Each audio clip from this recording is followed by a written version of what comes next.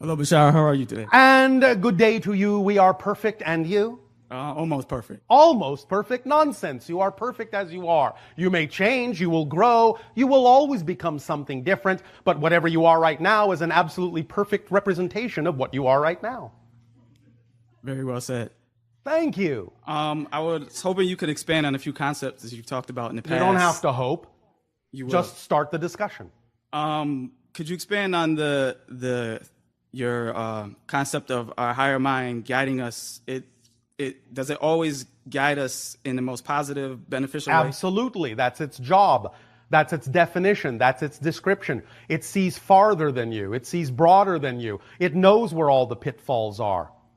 If you pay attention to it, the going will be smoother. You'll still have challenges. It knows you need challenges, but they will always be challenges if you face them with that attitude of being hand in hand in a relationship, working together with the higher mind. You will always face the challenges in a positive way that will always allow you to gain a positive experience from them.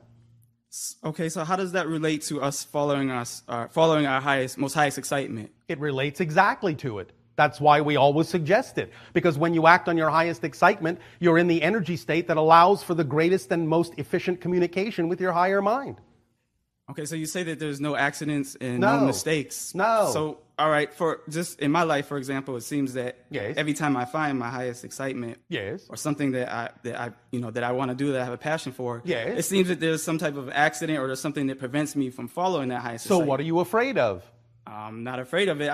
Yes, you are. Well, I would wish to continue to follow that highest excitement. Are you sure? I'm sure. Really? Give us an example that's specific. For example, when I was younger, basketball was my highest excitement. All right. It was a passion for me to play, and then I had injuries that prevented me from continuing playing. All right. Why is that a negative? Because I couldn't continue to do what... Why is that being defined by you as a negative? I don't know. Thank you for being honest. You see, this is the point. Once again, nothing in life has built-in meaning. The greatest gift all of you have ever been given is life is meaningless. You are designed to give life meaning. The meaning you give to every situation, positive or negative, determines how you experience the effect of that situation in your life. Negative meaning in, negative effect out. Positive meaning in, positive effect out. Every single situation has the ability to serve double duty. You decide what effect it will have by the definitions you assign to it. So, if you're following your excitement, you're acting on your excitement to the best of your ability, and you have, as you say, an injury that prevents you from going down that path and turns you in another direction, give it a positive meaning so you can extract a positive result from it. Because it's not an accident, it's an orchestration. In some way, shape, or form, there's information there as to why that happened. That will serve you if you assign a positive meaning to it. But if you assign a negative meaning to it, then you will only be at a vibratory level that will be impossible for you to understand the positive reason that that happened. Because you cannot perceive what you're not the vibration of. So only by saying, all right, I don't know why, but I know that this must have happened for a positive reason. I don't know what it is yet, but I know it must have happened for a positive reason. When you stay in that state, you will eventually find out how it actually served you. Now, you may not always know intellectually, but you have to know empirically on all levels it must have happened to be of service in some way, shape, or form. But if you don't know that, if you don't allow yourself to just know that for a fact, you will never experience the positive result of that. We have told the story before. We will tell this story briefly to you now so that you can understand by physical example what we're talking about. Okay. All right? Yes. Have you heard the story we told before about someone having their radio stolen out of their car? No. This individual is in love with music. Passion, passion, passion. Music, music, music all day long. The best sound, the best system. Bought a car, wanted to buy the best sound system for the car to hear the purest form of the music. Could not, as you say in your language, afford the best system, so did the next most exciting thing. Bought the system he could afford. Went on his way. A week later, a robber broke into the car, stole the system, damaged the console around it. Now, this individual knew enough to know they did not have to label this as an interruption, as an obstacle, as a negative. They stayed in a positive state. And because they stayed in a positive state, they were receptive to inspiration to go to certain places to do what needed to be done to take care of this. So they went to the repair shop, they went to what you call your insurance, reported the theft. They were given an amount of money to cover the radio that was stolen and to repair the damage to the car. But when he went back to the repair shop, the repairman said, the damage is not as bad as it seems. I can actually easily repair it, and therefore it is free. Thus then, suddenly, the man looked and realized he had the money from the insurance for the radio, the money from the insurance for the repair, which, strangely enough, equaled exactly the amount of the original system he wanted to get.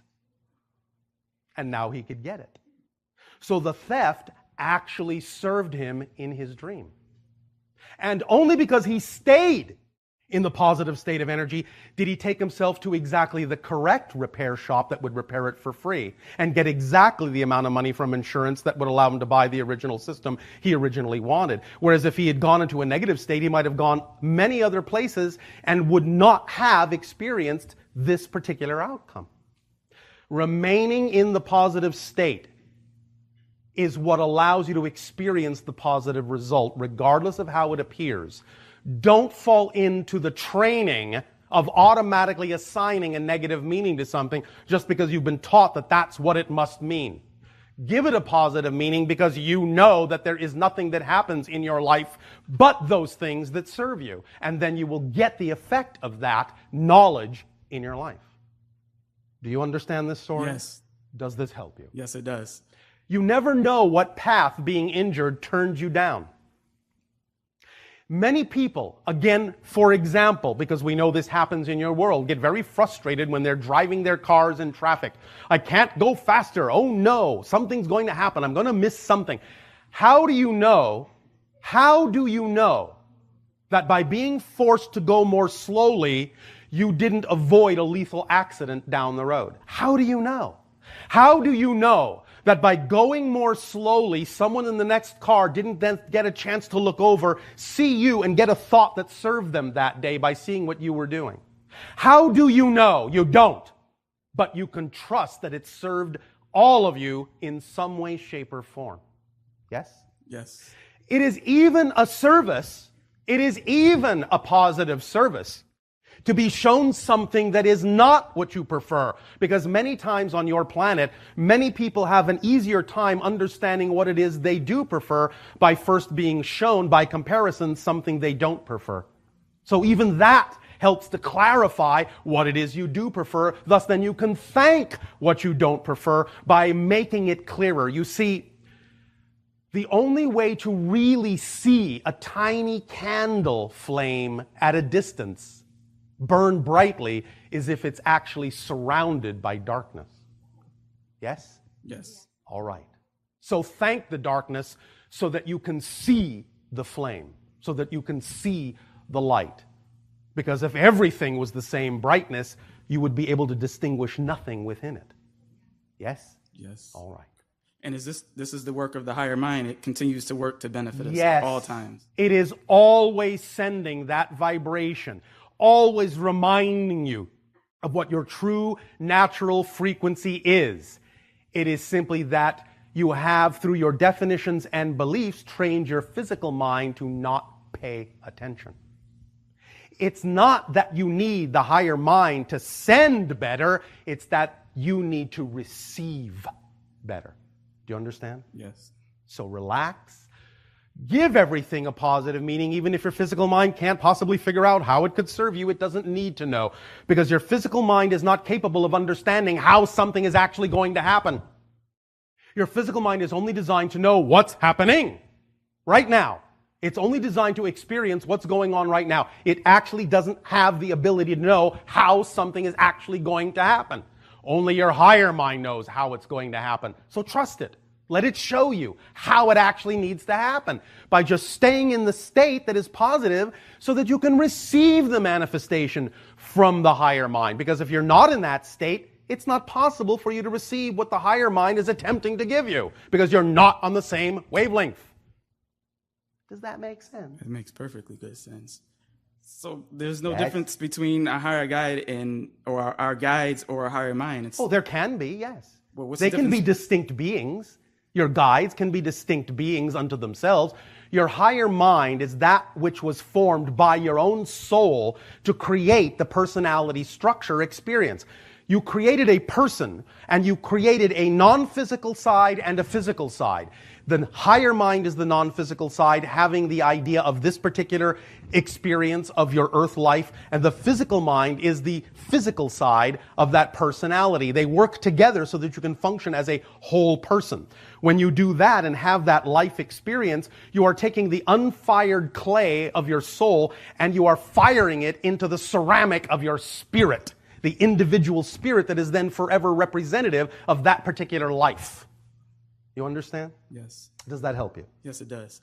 Thank you. Just one other question in reference to that. So we all have guides then that guide us, and they also guide us down a positive path. They do, but you see, a job's first duty is to make sure you understand you are your own best guide. Therefore, they are relatively unobtrusive and often will use the things that are already in your reality to get you to understand what you need to understand, because they're already in front of your face. That's why it's important to pay attention to synchronicity, because sometimes when you simply walk down a certain street and don't know why you went that way and suddenly see a sign with information or overhear a conversation with information you absolutely needed at that moment, it could be that all your guide had to do was go, turn left.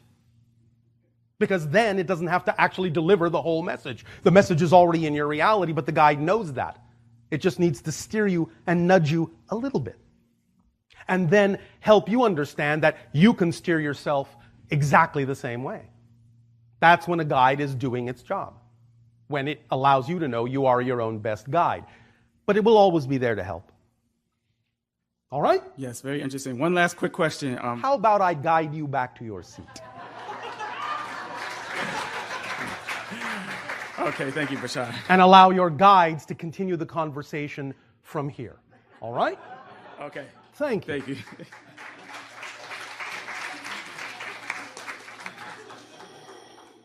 Hi, Bashar. And you good day. This is the first time I've asked you a question, and I'm delighted to have the opportunity to do this. You are delighted? One would have thought you would be lighted. I am lighted. Thank you. Yes. D and lighted. Oh, all right. Yeah. I'm kind of wondering what's behind what has encouraged me, inspired me, supported me for 22 years now to be very devotedly, enthusiastically working with both the crop circle phenomenon and the extraterrestrial phenomenon, in the sense of regressing. Now we're many a phenomenon. People. Well, yeah. I don't know how else to wrap it up. Oh, well, that's all right. We don't take offense. So way back. Way back? How far way back? 1990. Oh, so far back. I know. Millennia back. Yeah. Anyway, back in 1999, yes. I came across a little notice about mysterious mysterious patterns in the fields of Britain. Yes. And my experience at that moment was that I was just full of a burst of light. Yes. From the inside out. Yes. And I thought, I've got to know about that. Yes. I mean, it's like my life changed at that moment. It was a big opening moment. You upgraded yourself. Yes. And it was thrilling. Yes, I just gave you an answer. You upgraded yourself. Oh, okay. I upgraded myself. Yes. You recognized your part in the co-creation of those things, because the co-creation of the crop circles involves your collective consciousness as well, all of you. And you recognized your part in that. Thus then, you saw yourself from a higher vantage point and upgraded your perspective. And that formed a magnetic attraction to that frequency. You saw them as slices of higher dimensional forms, as mirrors reflecting higher dimensional forms. You recognized yourself in that mirror, and thus were attracted to that recognition, to become more of yourself through that permission slip, through that reflection, through those mirrors. Ah, okay. I recognize the higher dimensional aspect of this, and that this is auspicious. This is really important. It's opening for anyone who knows about it. So I've been very dedicated to sharing about that. And it's a dedication that goes on day to day to day, year to year. Anytime you do what really excites you, there is no other choice. So of course dedication is the result. It's not an effort. You don't have to keep trying to do it. No. When you're doing what excites you, there simply is no other choice. Dedication and persistence are automatic. Right. There's nothing else you would rather do. That's right. So there you go. Effortless dedication. Effortless persistence. Okay. And it's the same with the extraterrestrial encounters that people have. Phenomenon, yes. Yeah, I'm leaving out the word intentionally. I understand. I am again, as you say, messing with you. I know. And that's okay. I'm messable with. Yes, we know. Thank you. So with both of these... Yes. I won't say phenomenon. With both of these you can say whatever you wish. Aspects of reality. Yes. There is some overlap between them. Yeah, I think so. Yes, I know so. I just told you so. Yeah. There is some overlap between us. Ah, okay. Now... Yes. I feel like it's an important mission that I have in being in this particular lifetime. Oh, all right. Well, the mission is to simply be yourself as fully as you can. If this is the expression of that mission, so be it. But the mission is the same as everyone's mission, to be yourself as fully as you can. That's your purpose. That's your mission. The expressions vary, but your purpose is the same. Your mission is the same as everyone's. Okay. Now, I'm wondering... Yes? I don't know how to phrase this, but what is behind this for me? In other words, I have a sense that there are... Well, why don't you turn around? Oh, okay. And take a look behind you and see what's there. Okay, I guess I'd rather ask you. Oh, all right. Yeah. When you ask, what is behind this, how do you mean that? Well, I mean it that Have I not already answered that? I think not quite, at least as far as my understanding. All right, let's explore and see. Okay, I have a sense that there is what I call other intelligence. Oh, thank you. In the universe. At least now we have graduated from phenomenon to intelligence. Right. That's good. Good. I like All that. right. Yeah, I prefer that actually.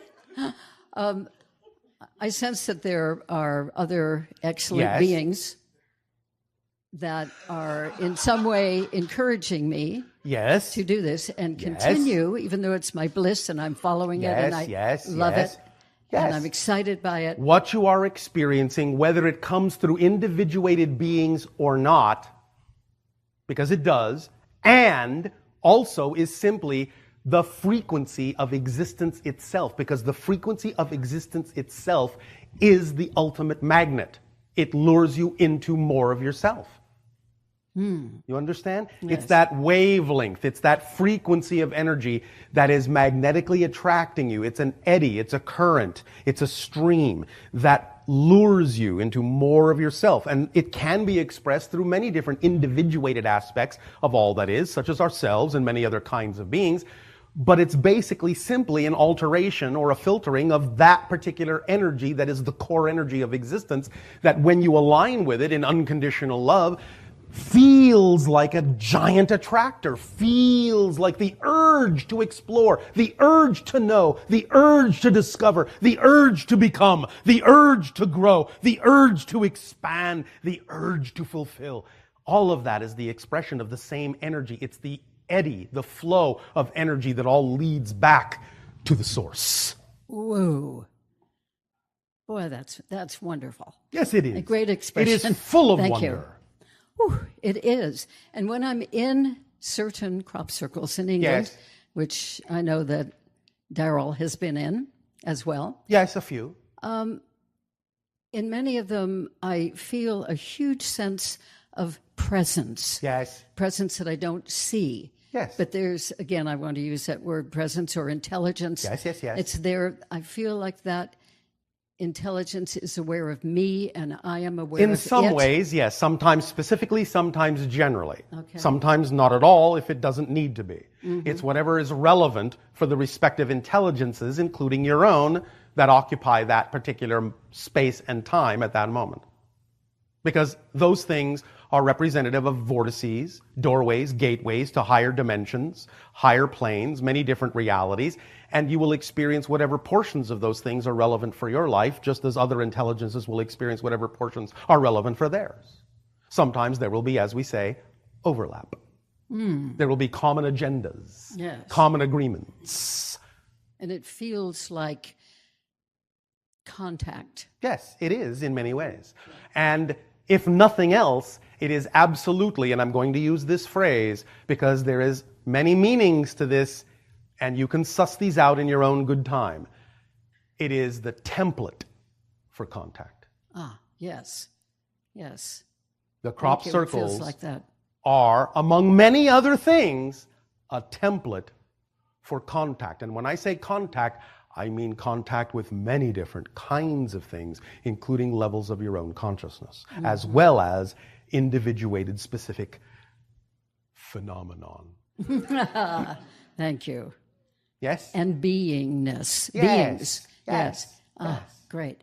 Now, another question, a little bit maybe akin to that. When we physically die Yes. and leave this particular plane, go into another when you expand plane, beyond physical focus, yes. Yeah, into another plane, dimension, Yes. realm, whatever we want to say. Yes. Do we have the opportunity to meet with the souls of what we call extraterrestrial beings? Yes. And you actually have the opportunity to meet with literally, directly sometimes, extraterrestrial beings, depending upon their state of being. You see, many of the things that we are becoming in our civilization are very similar to the idea of the state of spirit. We are now quasi-physical, not so solid anymore. We actually can, in a sense, inhabit both states almost simultaneously. So you can actually encounter what we really are, even from the spirit level. Yes? Yes. And so these others, Yes. in other words, when they die from Yes. their physical bodies or Yes. quasi-physical or whatever they Yes. are, according to their dimension, Yes. we can go to the same Yes. frequency and know each other? If you are of the same frequency, yes. You don't have to go to the same frequency, but you can if you are of the same frequency, yes. So we may go to one frequency after we die, and from there, You may go to other frequencies. we may go yes. if we're evolving to those other frequencies ourselves. If it has relevance for what it is you wish to explore, yes. You can go anywhere you wish. Yeah. You can even go into a parallel reality and continue the same life without knowing you've died. Well, that would be interesting. Many of you actually do it. Maybe Many of you we're have doing it had now. what you call narrow escapes. In many of them, not all of them, in many of them, you actually died. But you were given the choice to simply, quote unquote, go back and not necessarily know that you'd actually had that experience and just pick up where you left off. And it seems like the same reality then. It seems like it, yes. It's so close you can't really tell the difference. Wow. Sometimes you even have a little bit of an inkling, like, how did I get out of that? I do. And then sometimes you don't know that anything happened at all. It just depends on what serves your purpose individually. Well, that reminds me to ask you that one time, many years ago, in Machu Picchu, Peru, Yes. I was sitting meditating by myself in a place that had been deemed dangerous, and I Yes. forgot Yes. that was a dangerous place. All right. By myself, sitting on a low rock meditating, and there was something told me inside, open your eyes and look to the right. Yes. And I did, and there was a black poisonous snake. Yes. A few feet away with a yellow spot. And I remembered that that was the kind of snake that had instantly killed many of Hiram Bingham's workers. All right. In the early 1900s. And so? And so I thought, oh my gosh, that's one of those snakes. Well, that's okay. I'm in such a quiet, peaceful, meditative space. It's okay. I'll just sit here and continue to meditate. All right. Which I did for a little bit. All right. And then something inside. Sometimes, you know, it sometimes is the better part of wisdom to move away from the snake. Yeah.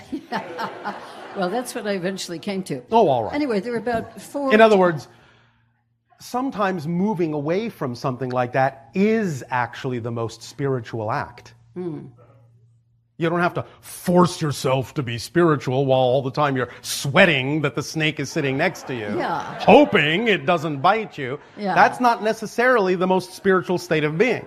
Well, sometimes the simple wisdom of getting up and moving to another spot is the most spiritual wisdom of an act. Yes? Yes. As your Buddhists say, chop wood, carry water. You understand? Yes, sometimes I do. physical reality and just doing simple physical things is the most spiritually aligned thing you can do. Well, the best is yet to come. Yes. In my opinion. So after about 3 times of opening my eyes and looking at him and seeing him come closer. Yes. And I wasn't really feeling all that calm. All right. Even though I was telling myself, that's okay, you're just being mellow. Nice, snaky. Yeah, it's okay. You can just crawl right over me, and because I'm so calm, there'll be no reason for you to bite me. And however, would you like to get to the points of the story? Yeah. Well, I love telling this story. But anyway, so at one point, yes, with my eyes closed, my legs all wrapped up in yoga style, you know, one foot tucked in under the other leg, etc. I suddenly thought to myself very powerfully, I really need help. I didn't say it out loud, but I felt it through my whole. I really need help. I don't know what to do. I don't know how to untangle myself. And the next thing I knew, I was about 200 yards away, on my feet running. All right. On the grass, away from that place, without having unentangled my legs or pushed myself up or anything. You didn't die in the classical sense, if that's what you're asking. No. You shifted into a parallel reality where you're already 200 feet away. You understand? You shifted into a parallel reality where you did decide to move away. And you connected into it when you were already that far away. Wow. That's, in a sense, you skipped over several frames. Yeah, you understand? That's for sure. That's the kind of dislocation in time and space we were talking about at the beginning of this transmission. How space and time become slippery because you start shifting to parallel realities that are different enough that you notice the difference. You make a break in continuity. Right. And you reconnect where you need to. That still makes some degree of sense, but can leave you scratching your head. How did I get here? That's how you got there. You shifted your consciousness to a parallel reality that did choose to get up and walk away, but you connected to it when it was already 200 feet away from the snake. Now, at the time, I had never even heard of parallel realities. It doesn't matter. You know about them even if you don't. Okay. So you knew how to take advantage of it. And the snake, being the ancient symbol for wisdom, gave you the push you needed to make that leap. Whoa. Yes? That's How exciting. slippery of you. Yeah. How nice of my higher self. Thank you. Thank you. Thank you, Bashar.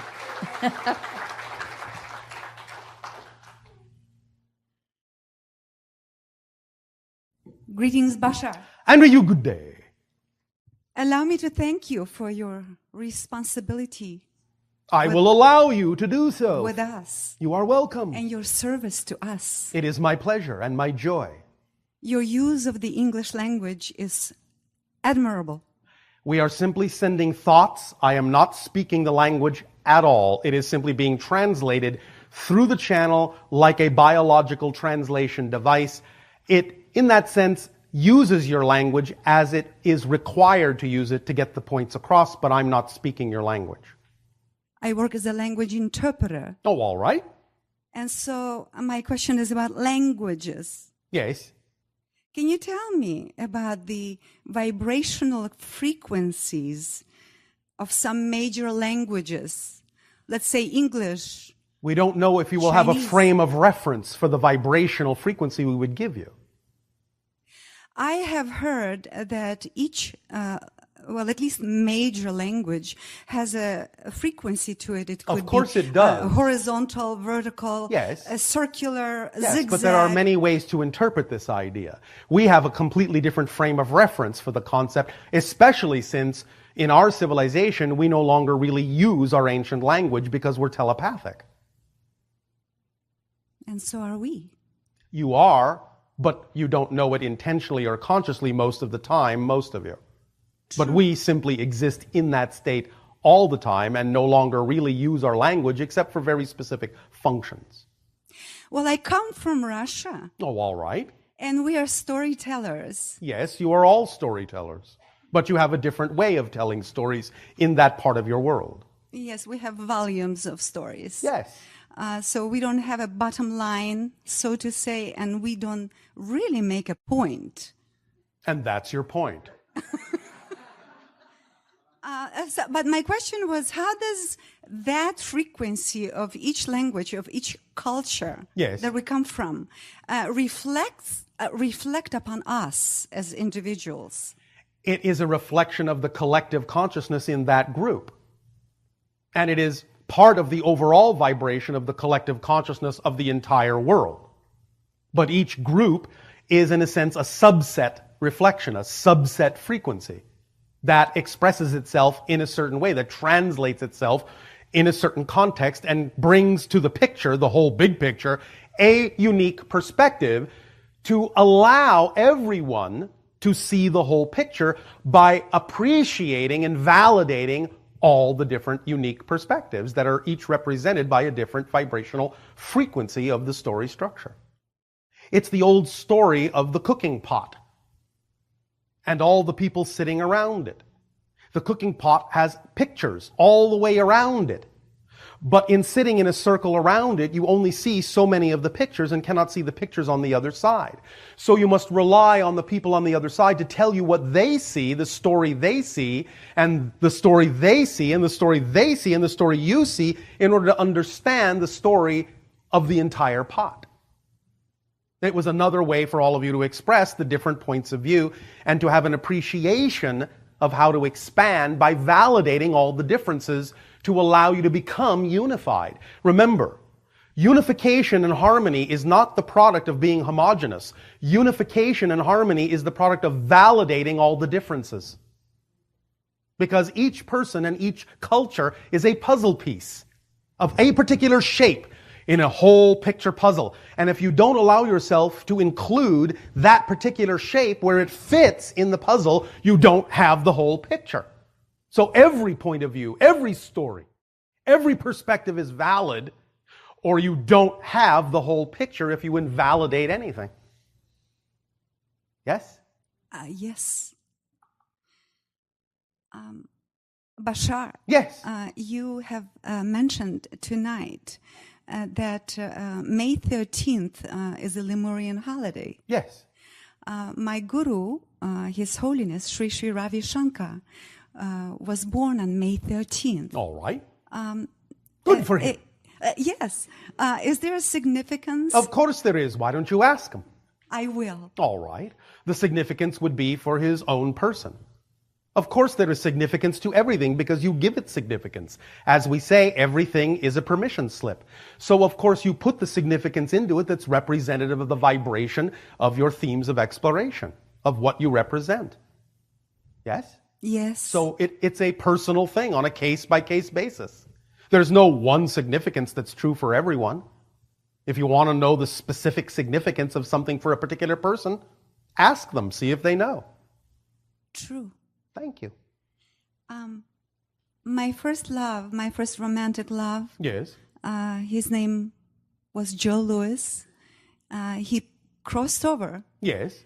And I felt his presence very strongly. And this will be another symptom of expanding consciousness, is that the so-called barriers between life and death will become thinner and thinner and thinner until you can know that you can always communicate with these beings because they all still exist. It's just another state of being. It's like walking from one room to another.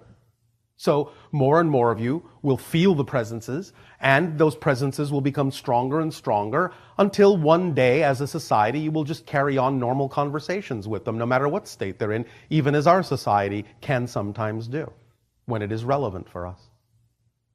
So yes, you are feeling the presence. You know that there is still communication between you. You know that he still exists, in a sense, is still alive, but in a different state of being, yes? Yes. All right. Is there a boat involved in this? In a dream, a picture of sailing in a boat with this individual? Or crossing a river in a boat? That is the image we are receiving from this individual, as if it has significance for both of you. No, there was no boat. Are you sure? This Well, doesn't represent something to you, being in a small wooden boat crossing a river? Perhaps I don't recall this particular dream. I'm not saying it's a dream. No. All right. Ponder it and see what happens, because that's the strongest message we are getting, the strongest image we are being given to give to you is the picture of a small wooden boat crossing a stream. I will. In ancient mythology, in ancient storytelling, it might be the idea of the boatman, Charon, crossing the river Styx to the other side. You understand? Yes. Does that have more significance? The ancient Greek stories? Yes, it does. Well, there you go. Now you understand the significance of the image. Yes, thank you. That is what is being given. Yes? Yes, absolutely. All right. And we will meet on the other side, Yes, right? yes. Yes. Interesting. It's amazing. Buddha said, and I don't recall the exact words, Yes. that words are supposed to lead one to silence. Yes. Could you explain that, please? When you know what you need to know, there isn't always a need to say it. You just be it, you just do it, you just are it. Your actions speak volumes, and you don't have to say anything to augment that. Yes? Yes. The Bodhisattva also said, if you meet the Buddha on the road, kill him. Do you understand the meaning of this? No. It means be your own guide. Don't follow what others always say. You know just as much as anyone. You understand? Yes. So the wisdom of the Buddha is that you don't need the Buddha. That's why we say we are in this job to put ourselves out of a job. We are here to remind you that you don't need us, and that all you're actually doing when you speak with us is speaking with your own higher mind, using us as a convenient permission slip mask. Yes? Yes. And you all have the ability to do this. So do it, when and where you wish. Nothing stops you but you. Does that help you? Bashar, you're amazing. As are you. Oh, thank you. What is this about the reversing the aging that... When you live more in the moment, you don't create as much time, therefore you seem to age less. Yes? Thank you. Thank you. I knew that. I know you did. That's what I'm telling you. Oh, thank you. You don't need me to tell you these things. You already know these things. We are just reflecting what you already know. I love you, and I have our unconditional love to you as you. well. And I cannot help myself, because I understand that love is our nature, right? But if you love, then you are helping yourself and everyone else simultaneously. Thank you. Greetings.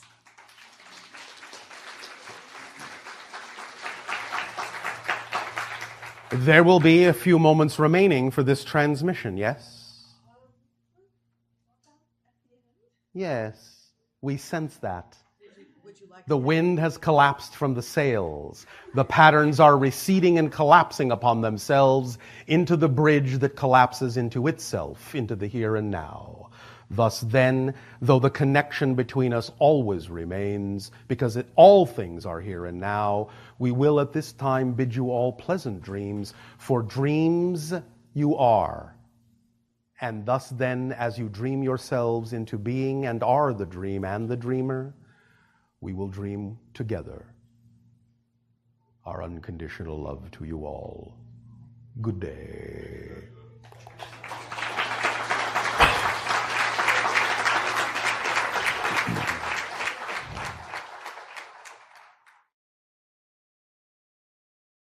Thing we really care about is that you do what you believe is best for you. That's it.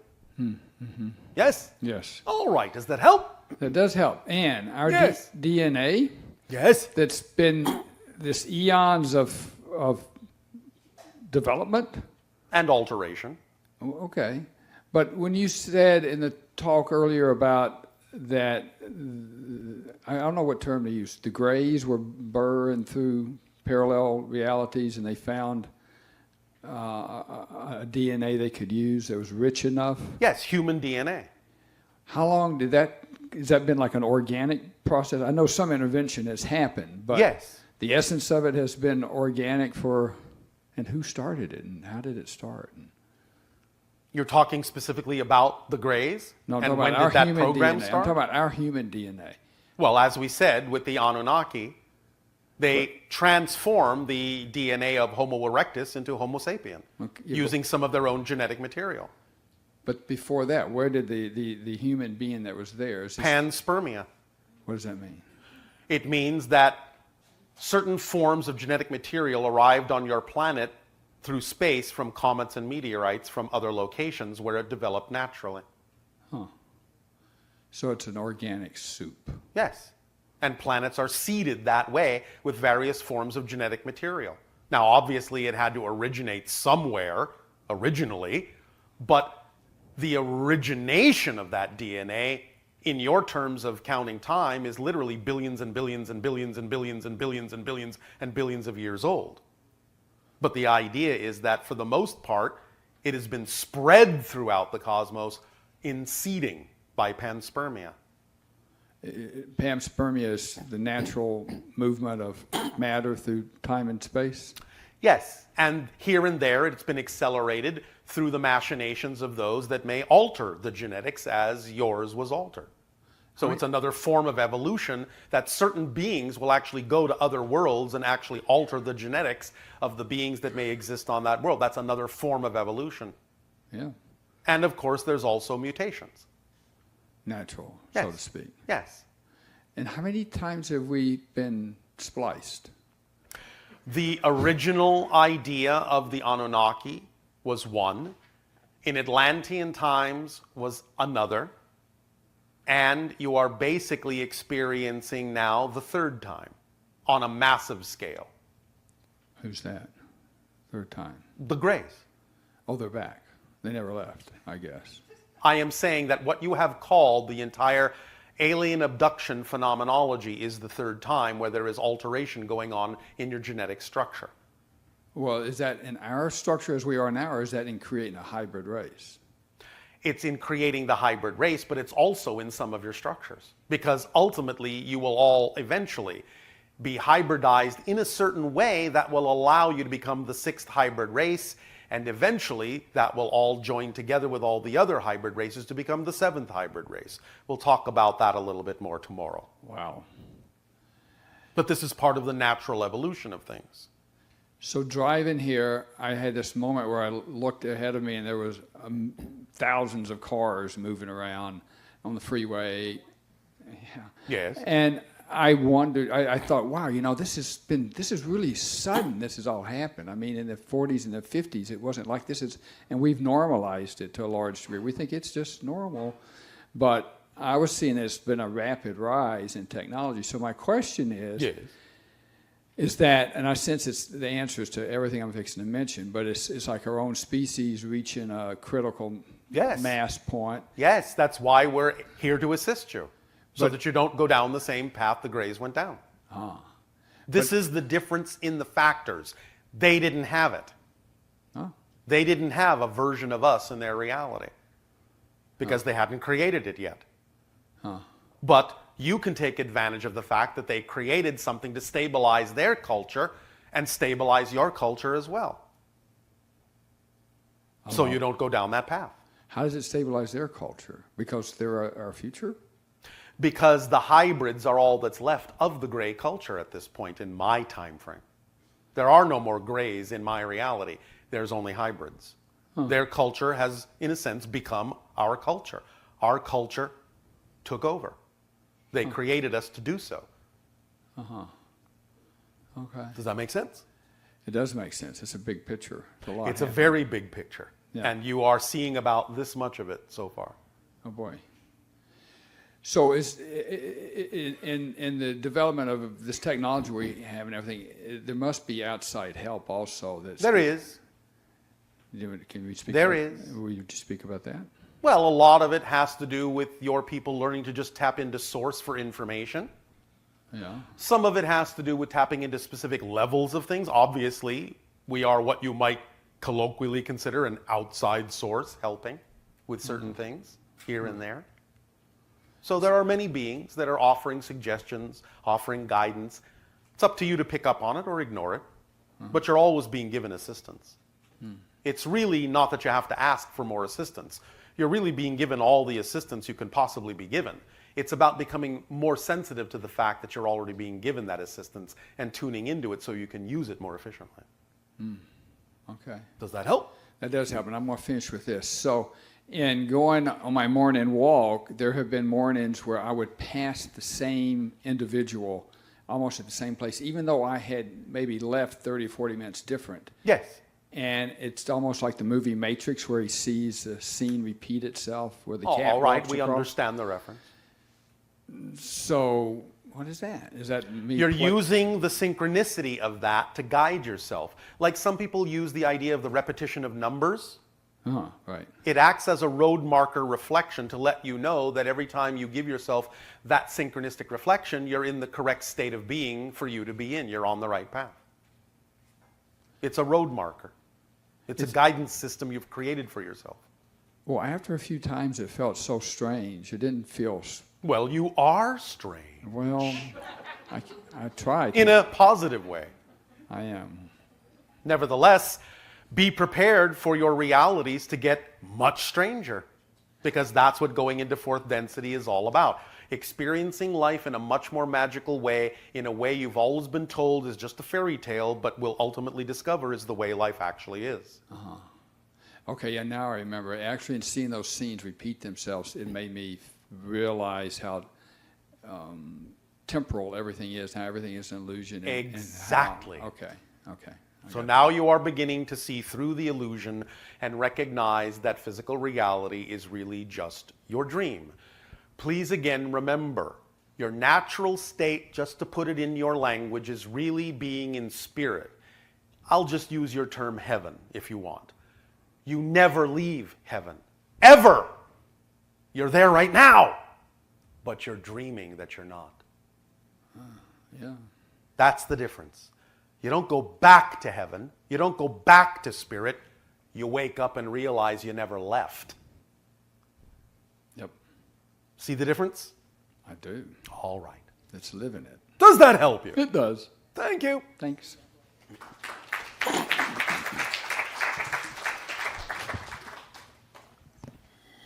Hello, Bashar. And you good day. I have a few questions, but Yes. Just being here, there's a few questions raised. I want to start with them before I forget. What is hybrid children, and how come we create them and we're not really aware of them? All right. Again, the idea is that a hybrid race is being created in your time frame that ultimately results in a variety of hybrid civilizations of which we are one. But there are also going to be versions of the hybrid children that will ultimately come to live with all of you on your planet when the timing is right, as part of the natural evolutionary process of allowing more hybridization to occur in your culture. They will eventually be brought down in ships. They will at first live in safe enclaves and isolated places around the planet until such time as they can acclimate to your society and your society can acclimate to them.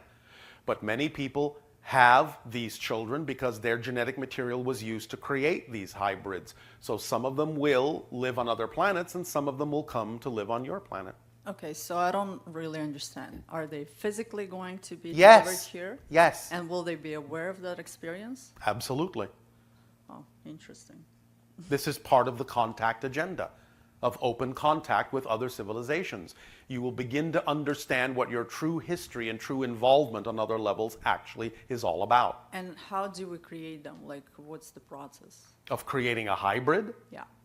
Well, it's very detailed, but essentially it is taking certain genetic structures and using certain kinds of energetic templates to create beings in vitro that will grow into very balanced beings, both intellectually and emotionally.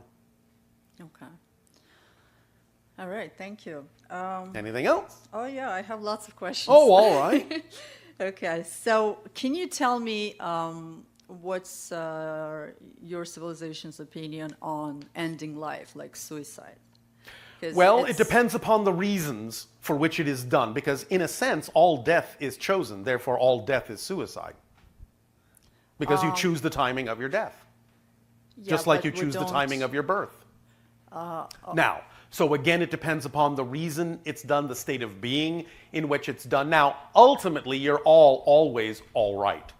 Because you are really eternal beings. You're infinite beings. You never really die. You just change form. However, some people can make the decision to take their own life from a very negative place. And that's the state of being that we're talking about that doesn't necessarily serve them. It can cause confusion. It can cause a certain number of things that they may feel then that they regret having done and so on and so forth. But they also will understand that they are eternal beings and can always take another whack at it, as you say. Yeah, but isn't there any repercussions? Yes, the repercussions are that they may experience a great sense of imbalance having done it the way they did it, and they will find themselves having an urge to rebalance their energy and bring themselves back into a positive flow. Because what they have done might have been done against the grain, shall we say, the natural flow of positive creation. And so even though it's not a value judgment, it's still recognized that it may not necessarily have served them or anyone else to the best of their ability. So they will usually have an urge to rebalance that energy in some way, shape, or form. They will experience the consequences of their acts. They will experience all the different effects that they had on all the people that they affected in their life, even by leaving, by taking their life. They will experience all those things as if they are experiencing it from all those people's points of view in exactly graphic detail. But again, this is just knowledge. This is just education. It's not a punishment. Okay. So there are consequences, but there are no punishments, except the ones you inflict on yourself. I see. Okay, well, we have this concept of old soul. Old soul. Yeah, can Yes. you elaborate a little bit It on translates as really the idea, perhaps more experienced in a certain way. Because again, everything really is timeless and ageless, so it's really all the same age. But the idea is that some souls may choose to have certain experiences that in certain realities may make them more experienced than another soul who may not be choosing as many experiences in that reality.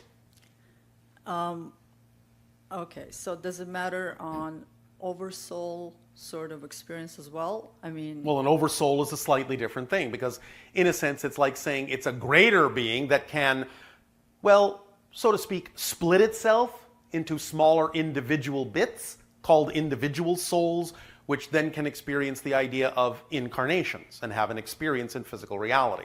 So the oversoul experiences all those extensions all at the same time, simultaneously, from its higher point of view. Okay, so my understanding of old soul would be someone who has an oversoul bigger as opposed to another person. No. It has not always anything to do with the oversoul. As we said, it may simply be that that particular oversoul has many more extensions in a certain kind of reality, and each individual soul may be able to draw upon that multitude of experiences where another oversoul may not have as many extensions in the same reality and therefore has less experience for the individual souls to draw upon from that reality. Does that make sense? Yes and no. Oh, all right. What part doesn't? Okay, so if an oversoul has all these extensions that can benefit from all these experiences that other extensions have, wouldn't it make this every particular incarnation more richer, and wouldn't it feel like it's more older soul because it has more experience? Well, it depends on the theme that it's exploring too, because the theme has a lot to do with how it experiences itself in the incarnation. And you can actually have a very old soul choose to experience itself as if it knows almost nothing. Oh, okay. So you have to look at all the factors. And why would you do that? Why would anyone would want to go back? Because you have to forget in order to remember. You have to forget who you are in order to discover yourself from a completely new point of view. Okay. To the oversoul, it's not going back. It's just setting up the parameters that are necessary to actually have an experience of discovering yourself in a way you've never discovered yourself before. Mm-hmm. Okay. I was given in meditative state. I was given a name. Yes. And I'm not really aware what I have to do with it and what was it for. Well, if you're not attracted to the vibration, then you don't have to use it. Oh, I am very much, but I just don't know what it's for. Well, it can be for a variety of things. How do you want to use it? It might just be a vibrational marker to say that when you think of this name, it puts you in a certain state, and that state might be more representative of your true natural self. Okay. Is that some way that you can use it, or is there some other way you wish to use it? Mm-hmm. Well, I don't know yet. It's up to your imagination. On it. It's up to your imagination. Okay. Thank you very much. Is that it? I have more, but I'll let other people. Oh, all right. Thank you.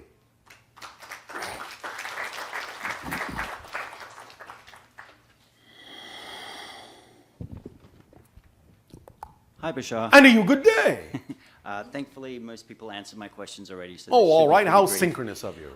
Just to clarify the extensions of Oversoul's terminology that you were just using. Yes. Is that what I would understand as a dispersed essence, as per how Elias describes it? It can be that, although it can have many other meanings as well. Okay. And then just continuing on with the Enneagram pictures, yes, where you mentioned that we can use them as a visual to download certain frequencies and energies. Yes, they're kind of like phone numbers. Okay. So, for example, the one that we have often given before that has to do with our particular reality domain is the black background with the black equilateral triangle separated from the background by being bordered by a deep blue glow. Yes? You see that on the diagram? Mm-hmm. All right. Well, that particular image translates in your reality in a way that puts you in touch with our particular frequency domain. So it's kind of like tapping into our phone number. So if you meditate on that picture, it translates in your brain into a certain frequency that puts you in touch with our particular domain. Okay. So in using those frequencies as a tool to I'm trying to follow, well, I am following my highest passion of creatively writing, and I've set myself in a situation of employment where that can happen. All right. Congratulations. Almost. It can almost happen. All right. Almost congratulations. In using... It's not there yet. But so I feel like, especially the two outside, so the Esasani and the Yael symbols is something that I can use by all means, and as I said, we will get deeper into them in tomorrow's transmission. Okay, and the energetic receiver that I felt placed into my physical brain several months ago, is that also something that I can use to tap into this creative expression? Of course. Okay, using those two symbols. Yes. Okay, good. And that was it, thank you. Is that it? Yes, that's it, thank you. Oh, all right, thank you. Oh, actually, no. All right. Just to do with that, in blocking creative energy, and I know a lot of writers have this. There is really no such thing. No, exactly. But I felt that my body has reacted to that by a pain in my right shoulder. Yes. That is simply like and I haven't been writing. Is that a good, an accurate impression of how my physicality is? Interpreting it? Yeah. Yes. Okay. Right. Block. Exactly. Yes. Okay, so to uncreate that, is it just a simple... Give the energy a flow. Okay. Don't block it up, so to speak. Okay. Yes? Yes, that makes sense. All right. Okay. Does that help? It does help. Thank you. All right, thank you.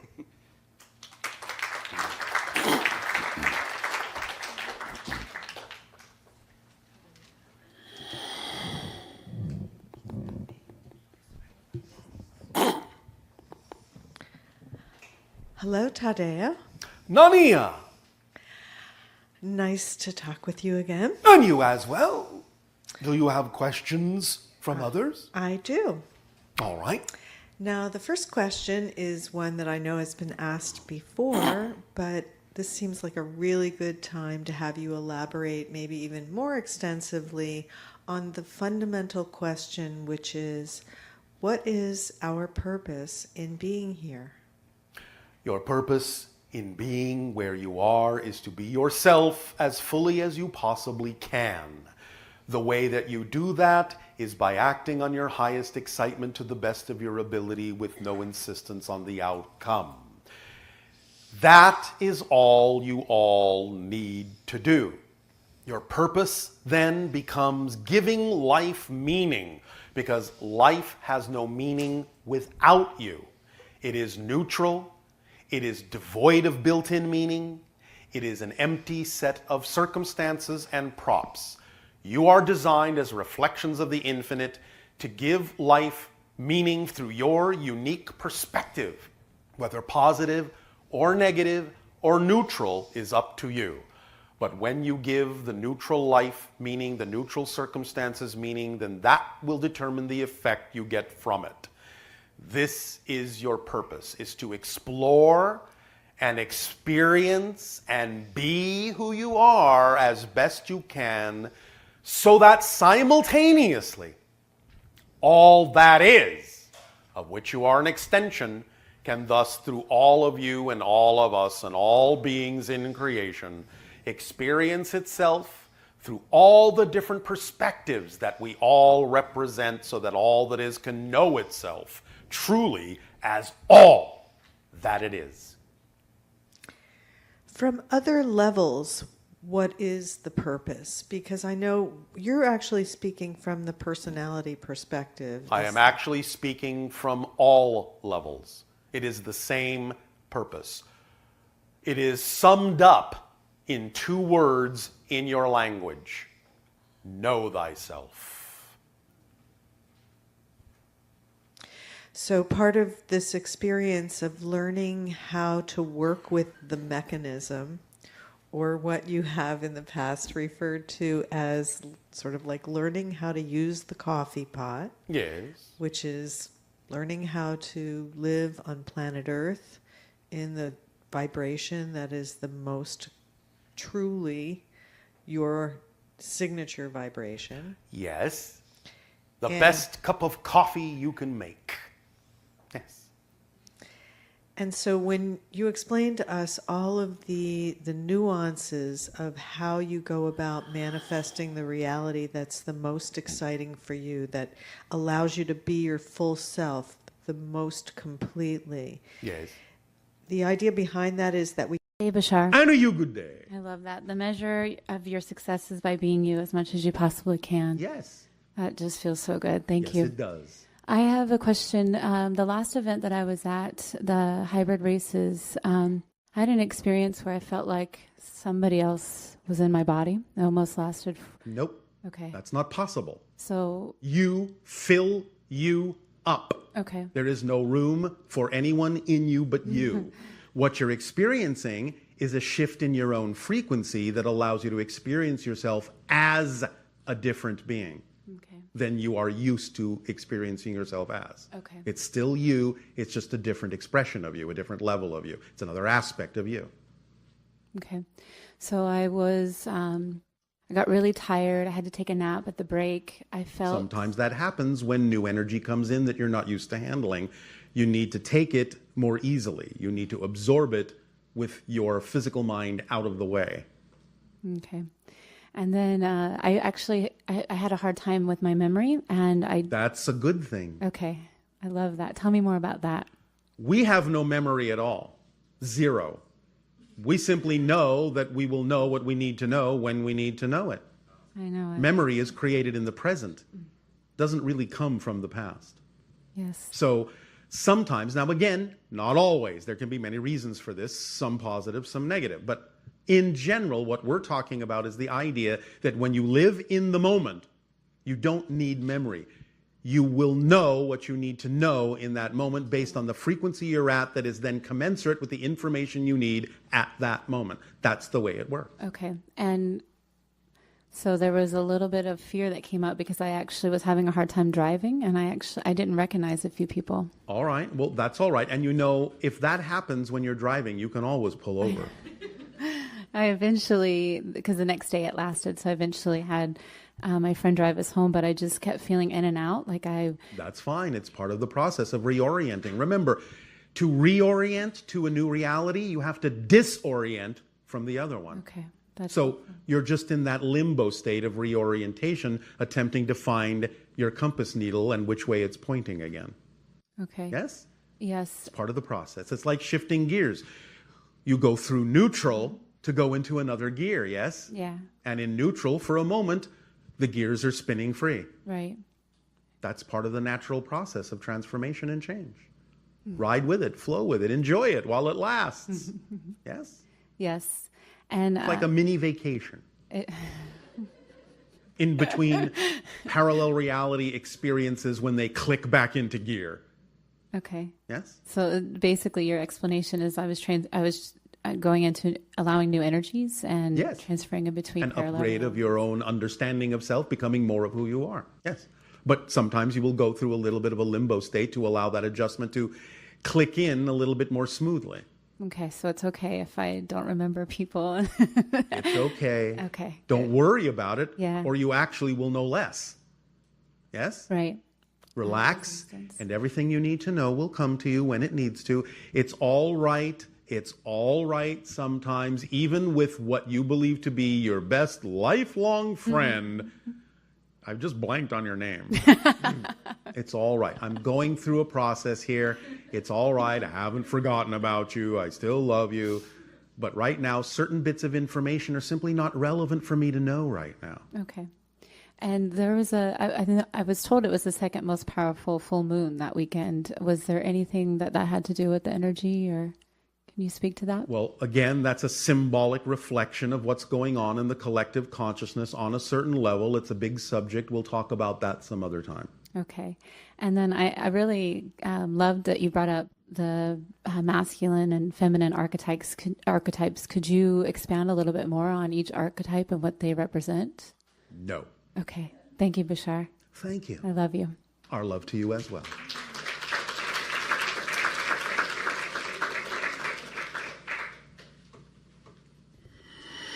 Hello, Bashar. And to you, good day.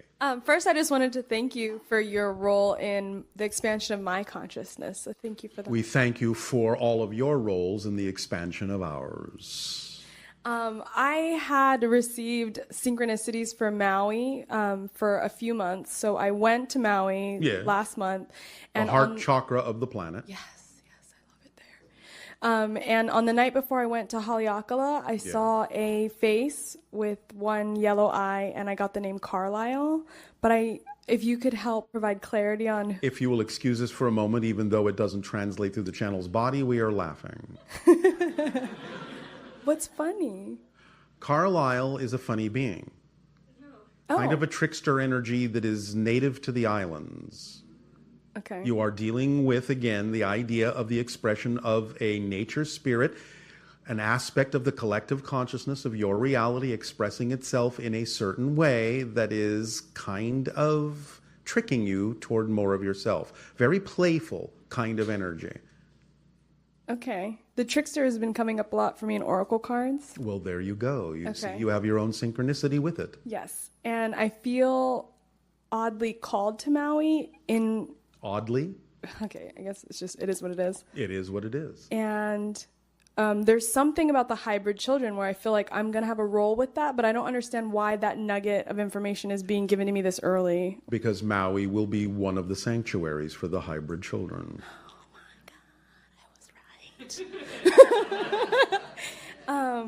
So sometimes when I'm meditating, I get faces of what I think are hybrid children. Like sometimes they are, and sometimes they're not. Okay.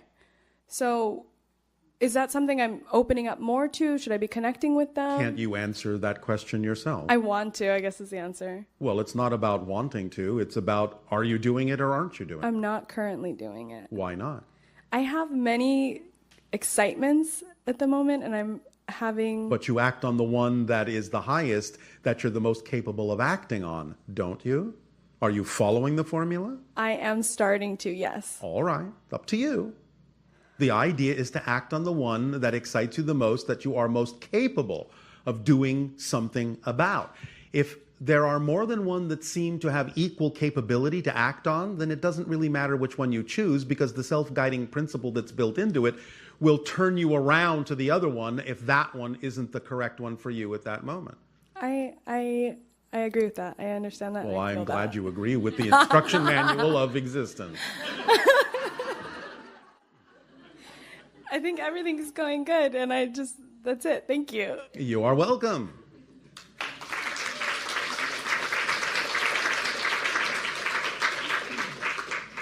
Mahalo.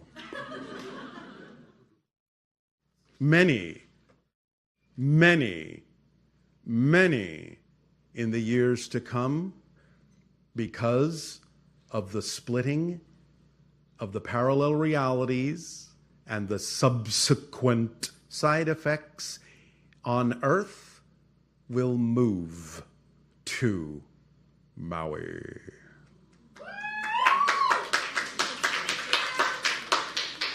Not sure why you're clapping for that, but just making an observation, that's all.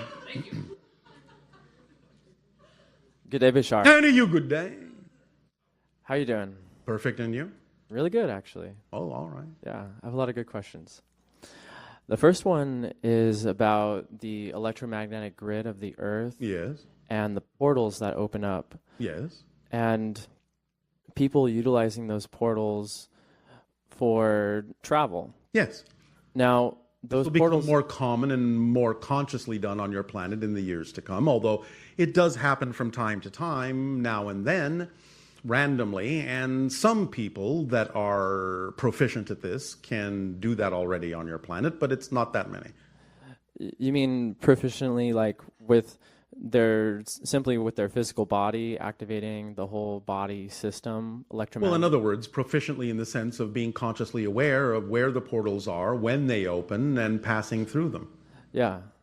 Now, when that happens, my question about that is, yes, does that happen where a person walks through a portal and it's already designated to some extent where they're going to go, or is it? It can be. Some portals are like that, and some portals kind of fluctuate. Okay. So, like, consciousness plays a big part in it as well, where a person's focused? Let's look at it this way. Let's talk about it dimensionally. Yeah.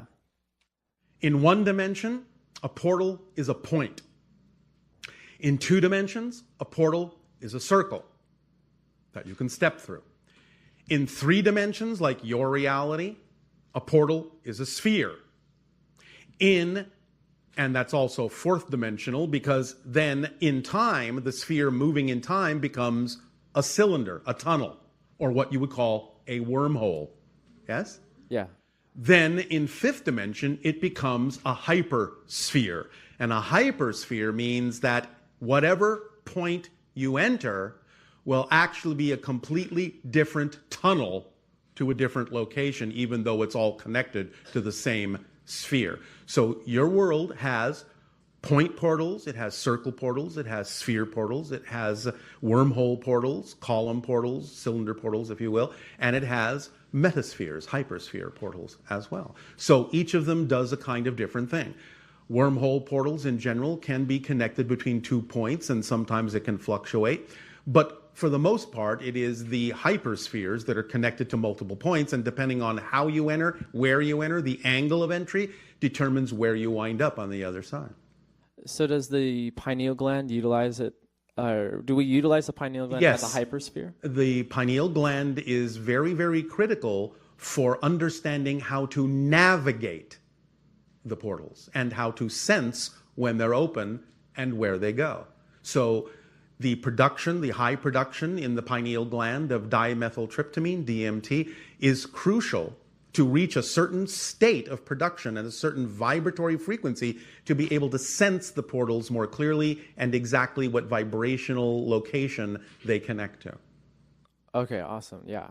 Because the energy is basically information telling you Yes. what the portal is Yes. in detail. Yes. Okay. And that translates strongly when the pineal gland is at a certain frequency based on the amount of DMT that it produces naturally.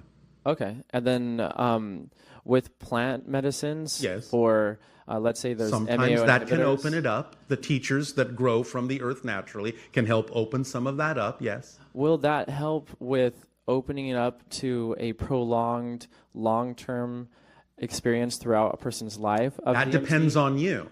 In other words, okay. remember that what the plant teachers are teaching you is how to recognize that state, but you have to get to a place where you know you can simply recreate that state without the plant teacher. Otherwise, the plant teacher has just become a crutch or an addiction. Right, because I feel that deep breathing actually activates the DMT more yes, than it does. anything else I've ever experienced. It is with one plants. of the reasons why, this is not something that the channel did consciously, it's one of the reasons why when you experience the idea of this state of our connection with the channel, you hear the breathing change. Yeah. It's actually pumping up the production of DMT, so it gives the channel's body more ability for us to utilize it in piercing into different dimensional realms to extract the information that we give to you. All right, awesome. It makes the channel a better translation device, a better telephone, in a sense. Okay. And a better switchboard. All right. I have another question. Yes. About, you're talking about the hybrid children Yes. having certain locations on the earth Yes. to help with the evolution of your Evolution planet of into the sixth hybrid race, yes. Now, what about other aspects that we've been doing on Earth with our underground bases, our underwater bases, like Pine Gap and underwater bases in Guam area and Yes, stuff like what that? about them? Well, there's a lot of extraterrestrial interaction there, so there is a sense of meshing with humanity, but it's There in a is, different but there way. are also a number of different agendas going on. That's true. Yeah. So because we are doing that, but in a different way with different agendas, Yes. is there any way of bringing that more to the surface, or is that going to be too much for the collective? It will eventually come out, but understand also that the different agendas are representative of different parallel realities that will have different experiences. Okay. And then I have another question about how you guys track time or create calendars. Yeah, because, you know, on Earth, we actually track time and create calendars and stuff. We don't. So is it more of We operate on pure synchronism. Okay, so it's more like subjective instead of objective. Because it is always subjective. Okay. Objectivity, in a sense, is your projected illusion, but it's a subjective point of view of objectivity. Okay, so it's kind of like the ancient tribes around the planet. Some of them had calendars, but they saw every day as a celebration. Yes, in a sense, you could put it that way. But again, pure synchronism allows us to simply know that we will be where we need to be, exactly when we need to be there, interacting with exactly who we need to interact with at that exact precise moment. We don't have to plan it. Okay. It just happens. Because we are all operating on synchronism. We're all operating in the now. Because everything happens now. But it happens in different versions of now. And by being our true selves, we automatically chart our course through all the different versions of now, and we wind up exactly where we need to be now. Does that help? Yeah. Obviously, we understand that there are natural cycles in the universe, day, night, things like that. We obviously can recognize that. If you want to say we're tracking that, that's fine. But we don't really look at it in a time-based way.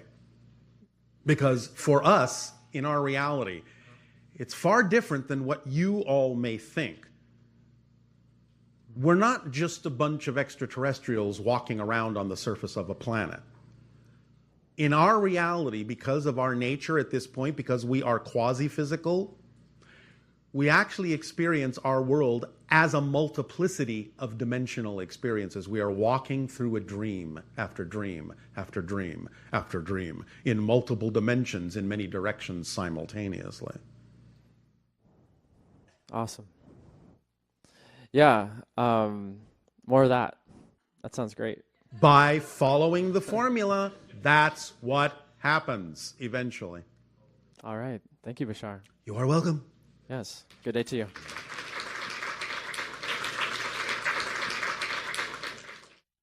Hello, Bashar. And to you, good day. This is exciting. Yes.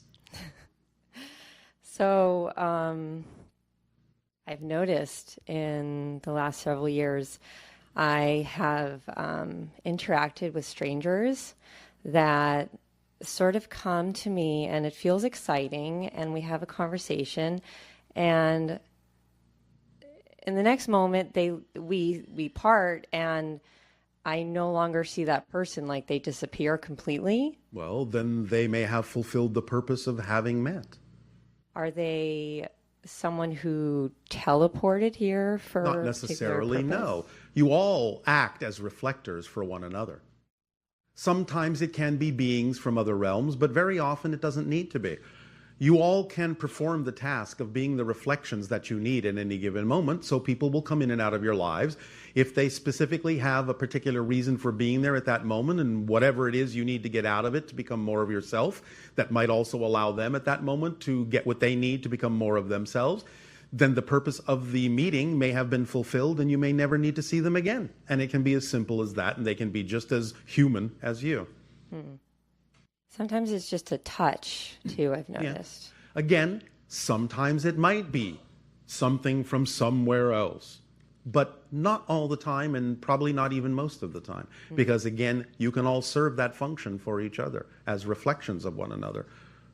That's what relationships are for. Reflecting to each other what you each need to know to become more of yourself, to support the other in that process. Yes? Okay. And it can happen the way you have described it. That may just be your particular way of gathering that information.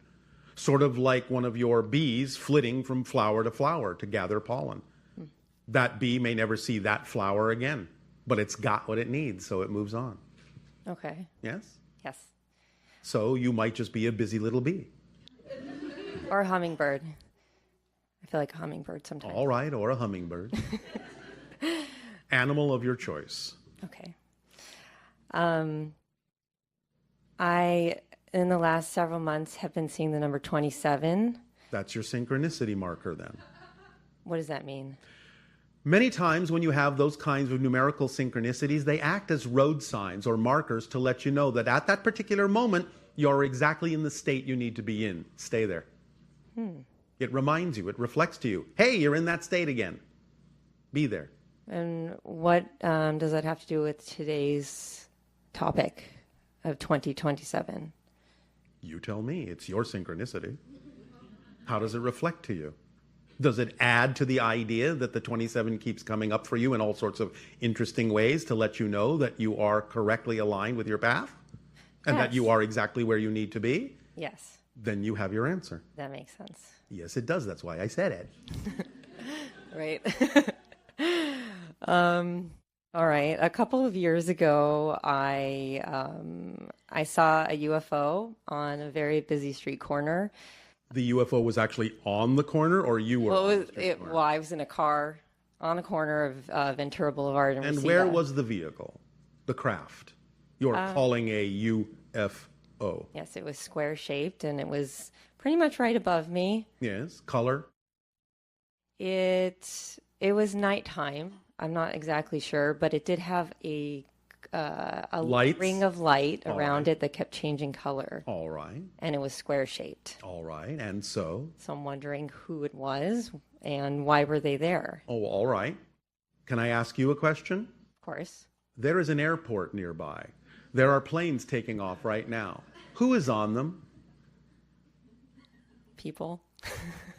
You think we keep track of every single spaceship? No. All right. So, I can't necessarily tell you who precisely. Maybe the type of extraterrestrial. I can't tell you that either, not because I don't know, but because I'm not supposed to. Why is that? I can't tell you why. All I can tell you is this. There's no accident in the timing, but the best way to understand it is what kind of a state did it put you in when you had the experience? That's the reason for it.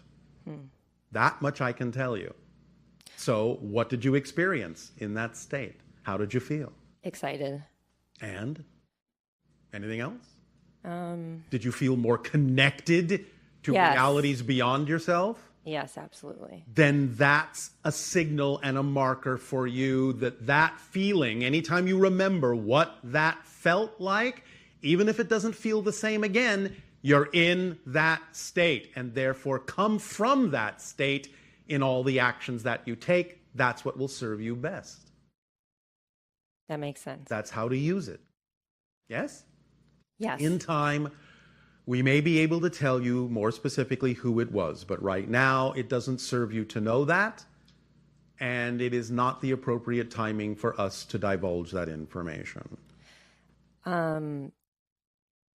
Is that being or several beings, is that related to who rang my doorbell? I think it was either that night or a couple nights after. No.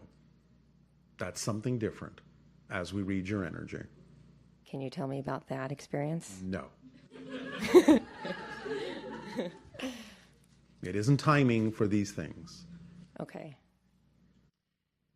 And, all right, around the same time as when I saw the UFO, yes, I was in a meditation, and I saw myself interacting with an extraterrestrial. Yes. And I asked him his name, and he said Bashar. Nope.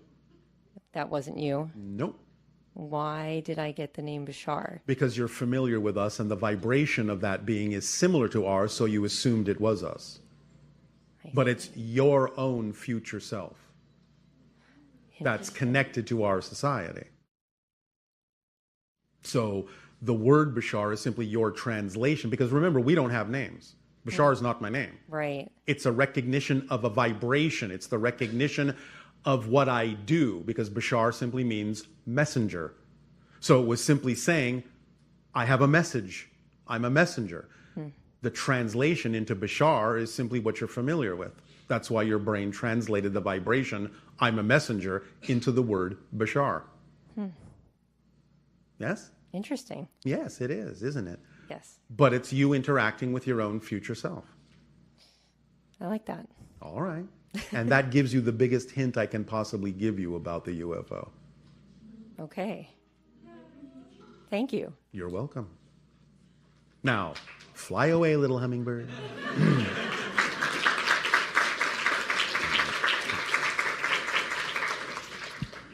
Hello, Bashar. And a good day.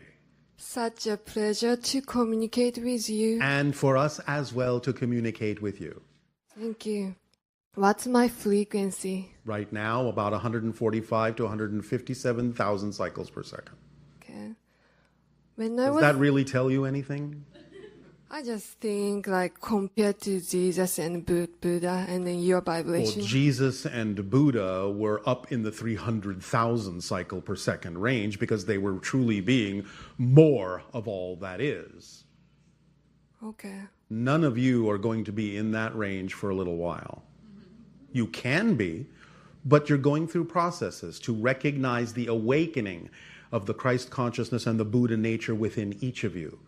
That's what those messages were all about. You are all Buddhas. You are all Christs, because you are all children of God. Beautiful. Yes. And last month, when I was taking quantum healing with my friend, I started channeling something called Zeus. What is it? What can you translate as that word? I felt like E.T. I was almost like, felt like dying. I felt like very suffocating, dizzy, and it was. So you were not used to handling that energy that quickly? Well. So it was something saying, hello, I'm here. Right. We can work together. Right. But I can only touch in briefly at the moment because you can't handle this energy yet. Well, I just let them do whatever. I just let the resistance go, and I started feeling the energy, and they gave me a lot of answers. Okay. Then you adapted very quickly. It touched in and got you used to the idea of what the energy felt like. You were willing to match that frequency and therefore establish a link and a communication channel. So, congratulations. What do you want to do with that? Now that you have established that link and can access information in the way that you prefer to, how does it excite you to use that ability? Okay. It just happened next day too. While I was didn't ask you that. I asked you, how are you excited to use that ability? Like I'm gonna communicate with them. All right, you're going to continue to communicate. You're going to continue to understand the answers to the questions that you have. Is that what you're saying? Yes. All right, and you will do that up to a certain point until you feel you have a deeper understanding of the connection, of the link, and of the information that you're receiving. And then what will you do with that information? Okay. What will you do with that information when you have enough? I apply to my life. Apply to your life, yes. Anything else? Any other expression that seems right for you? What? Right? What? Highest excitement? What? Right. Right. For you? Oh, right. Right. Right. For you? Yeah. Yes, it is. Are you excited to be writing? Yes. Oh, you sound so excited. Lighting? Lighting. Well, you're not there yet. That's all right. But that may be where it's leading, that you can then bring through information, writing it down in a kind of automatic way, or creating the ideas, penning them down in that way, and going from there. Yes? Who are they? I'm not telling you that. Okay. But they are, for now, the idea of the muse, inspiration, linking, creating a bridge and a connection for your own higher self to bring through more information in a way that's right for you. Yes? Yes. Sounds very exciting. It is. Keep going. It will get even more exciting.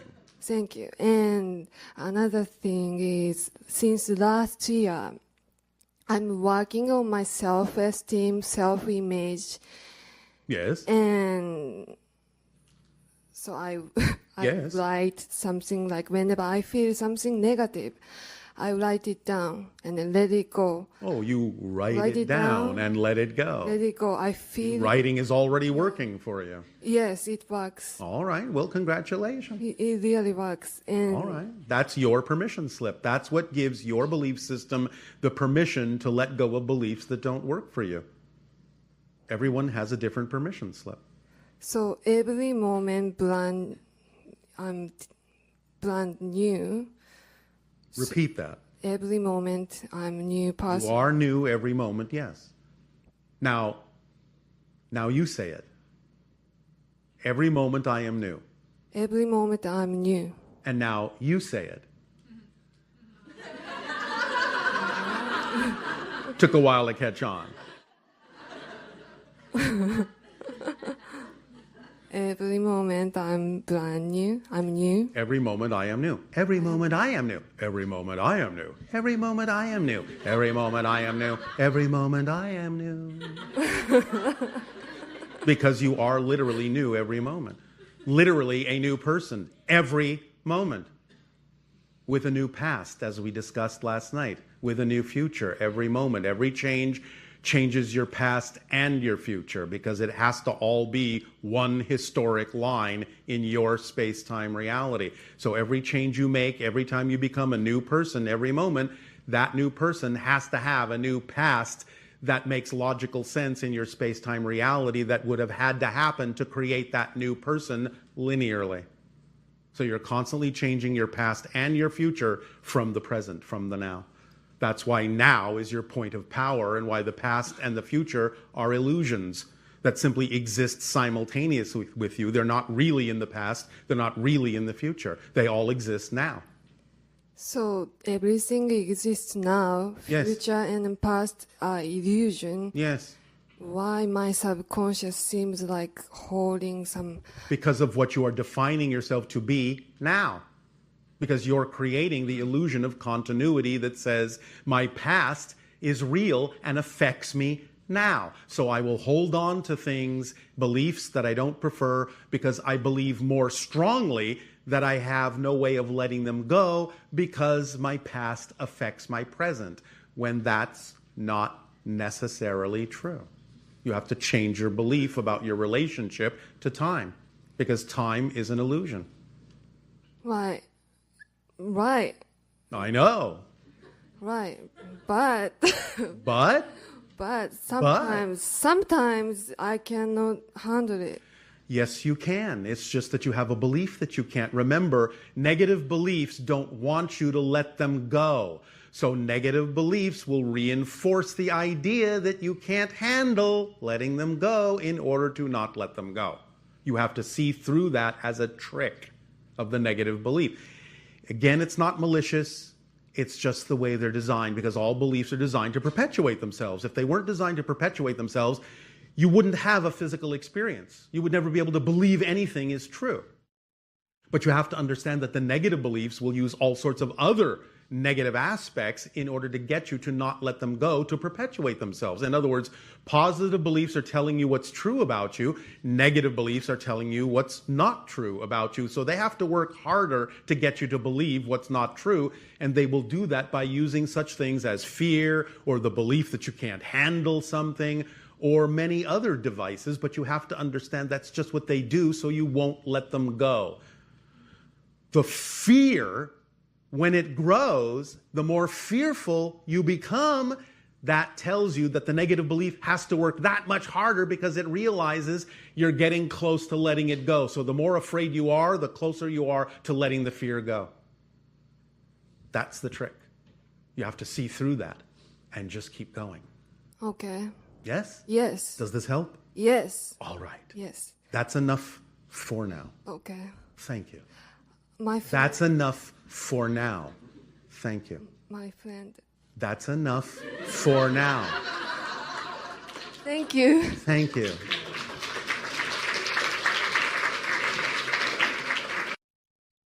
And good day to you. Good day to you. Thank you. Okay, I had a question. It seems pretty crazy now that I'm up here. Crazy questions are the ones we love. All right. When I was really young, I was playing... You mean like yesterday? Definitely not yesterday. I was in 3rd, 4th grade somewhere. Yes. And I was playing in the sandbox. Yes.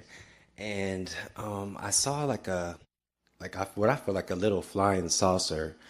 It was like really small, like the size of like a sequin on like a garment, that type of stuff. All right, yes. And then I looked up and I put my hands up for some reason. And then I saw it fly into my fingernail. Yes. And then my fingers started hurting really bad, but I can't remember if it was just if I'm really remembering it or if... Well, in a sense, it's a connection. It's an information and energy download. In a sense, it's kind of like information to help orient you at that time, to help you remember more of who you truly are, what your path is in life, the themes you've chosen to explore. It's not literally what you would call a flying saucer, but the idea of a mote of information delivered to you so that you can absorb it, allow yourself to process it, allow it to be expanding within your consciousness, applying it in your reality. In many ways, those kinds of deliveries, those kinds of information downloads have brought you to where you are today. In other words, you already knew that you would be accessing those kinds of things, that those kinds of gifts would be given to you, as they're given to all of you, to bring you to this conversation and beyond so that you can see the continuity of the path you've created in that way. But it also lets you know you always have help. There are always those watching. There are always those guiding. There are always those willing to help give you what you need. It's up to you, of course, to take it in and absorb it. It's your choice. But it's no more mysterious than that and not really crazy at all. Does that help you? Yes, it does. All right. Thank you very much. And the fact that it was delivered to you while you were playing in the sandbox gives you an understanding that your entire world is a sandbox that you can play in. And if you play more, you are more capable of being sensitive to receiving those kinds of help from other levels, other beings, other guides, and creation itself. So allow yourself to know that your finger is on the pulse and that you can reach out at any time and know that someone is always reaching back. Yes? Thank you. Does this help you? Yes, it does. Anything else? No, that'll be all. All right. Thank you so very much.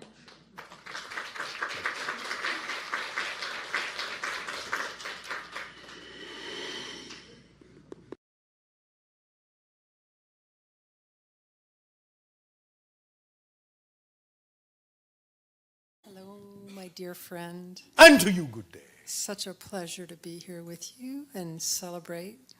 We thank you. Yeah. So the last time we spoke in my timing, we talked about state of being. Yes. Is what pretty much is calling the shots. Yes. Circumstances do not matter, right? Circumstances do not generate really the state of being. State of being generates circumstances, right, which can reflect the state of being, but state of being generates circumstances. Right. So recently, I've been experiencing extremes. Like one day, I'll be in the most exalted state of bliss. Yes. And then the next day, extreme fear. Oh, all right. How exciting that you are exploring polarity in that way. Speak to me more about this, if you will. Well, remember, as we have said, that when you expand your consciousness, you're going to run into more negative energy, not less, because you are becoming more aligned with all that is, which is all that is, including positive and negative. But just because you become more aware of it doesn't mean that in any way, shape, or form you have to be afraid that it will control you. It's simply allowing it to be equally valid to the positive so that you can then choose what you prefer. It's all about validation and allowance and equality and balance. Right. And observing it from a positive state of being, yes, even though you or realize... at the very least a neutral one, which is always slightly positive by definition. Right, right. Because you had spoken to me about how your civilization can see the structure of how the universe works. Yes. I want to get to that place too. Well, it's easy. Tell me about it. You just have to understand the nature of what we have described. You have to understand that everything is one. And when you understand that everything is one, and everything is here and now, and the all are the one are the all, and what you put out is what you get back, and everything changes except the first four laws, when you truly understand those simple premises, you will be able to see the structure of existence, and you'll be able to compare every situation, circumstance, and experience to that structure to see what is truly representative and what needs to fall away. Because as we have said, everything else is your definition. So when you compare your experience to the structure, the simple skeletal underlying structure of existence, you will understand where your definitions are in alignment with it and where your definitions are not. It's that simple. You just have to have a real understanding of what that structure is through the expression of the 5 laws. Mm-hmm. And all of the permutations of this. Now, we understand that sometimes it takes a little while for some of you to wrap your minds around some of this in terms of the great details, the depth of understanding it. You may have what you call a cursory comprehension, but sometimes as you're expressing, a deeper understanding seems to be missing. And you want to be able to really clearly perceive that deeper understanding. To this end, we are guiding the channel to begin soon a new endeavor. The channel himself will teach a course in metaphysics to give many people a chance to really take each and every metaphysical principle that we have talked about and really dig into it, really explore every single view and perspective and idea and deep expression of each of these concepts. So the idea of investigating this more deeply will be coming up. It already exists, of course, in many different outlets as well, but we are guiding the channel to do this as well. And this will come up probably in what you call your upcoming orbit at some point. That sounds wonderful.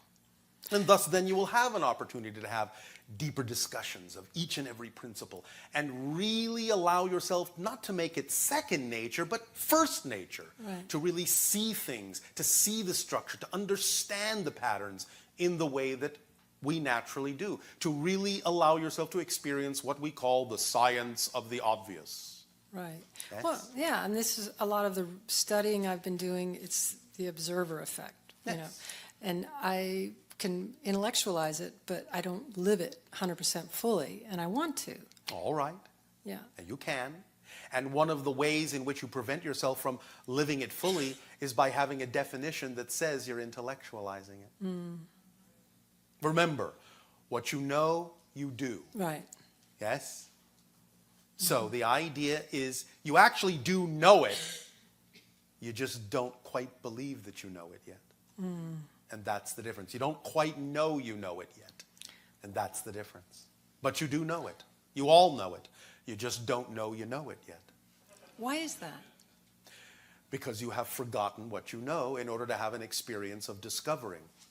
Because if you don't forget, you can't remember. Right. And that's why we're here. The experience, because that's a new experience. It's a new perspective. You are learning things you already know from a new perspective by forgetting that you knew it and discovering it from a new point of view. Mm-hmm. That's how you grow as a being. Remember, the structure never changes. Your experience of it does. And that's how creation expands. Not that the structure expands, that your experience of the structure expands. Right. Yes? Yes. Does this help you for now? You help me so much, and I love you so much. Thank you for all these years. We love you unconditionally as well, all of you, because whether you know it or not, you are helping us. Yeah, well, thank you, and love to you. You as well. Bye-bye.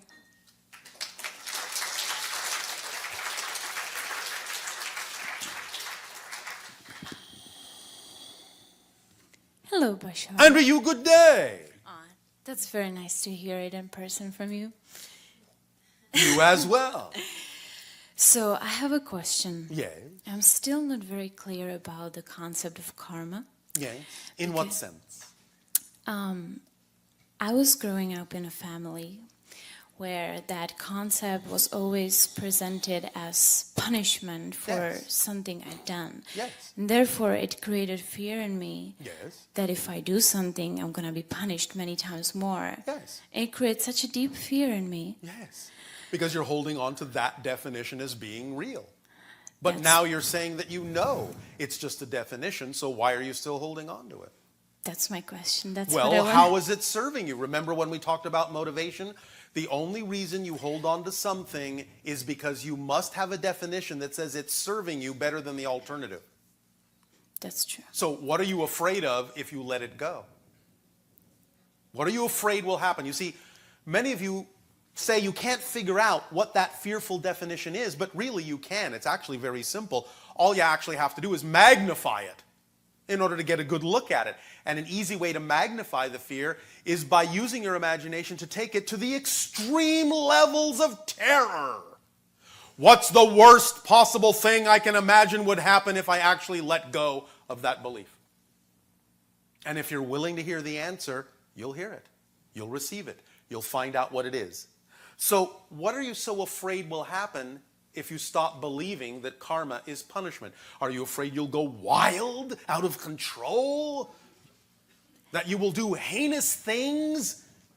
Are you afraid that you're that kind of a person if you don't have that kind of a straitjacket governor on your behavior?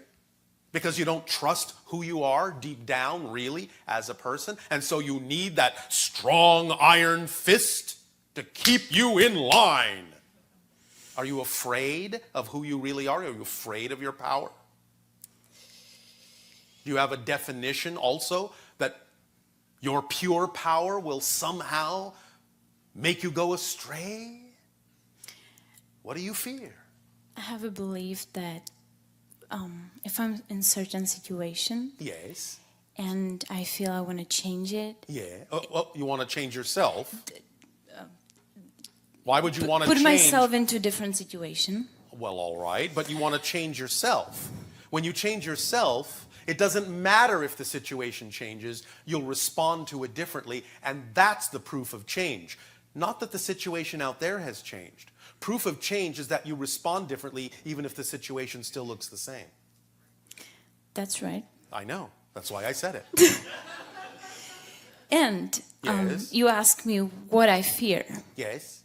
So my fear is that if I'm in such a situation and I'm going to put myself into a different situation or choose to experience a different reality, then I feel like it's going to change in the matter, it's going to be bad, it's going to be more Well, what more kind of a definition do you have of the new reality? Obviously, you have a negative one.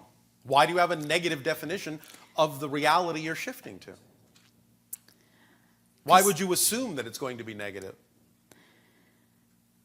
Because I left something what was really good for something what I believe it's going to be better.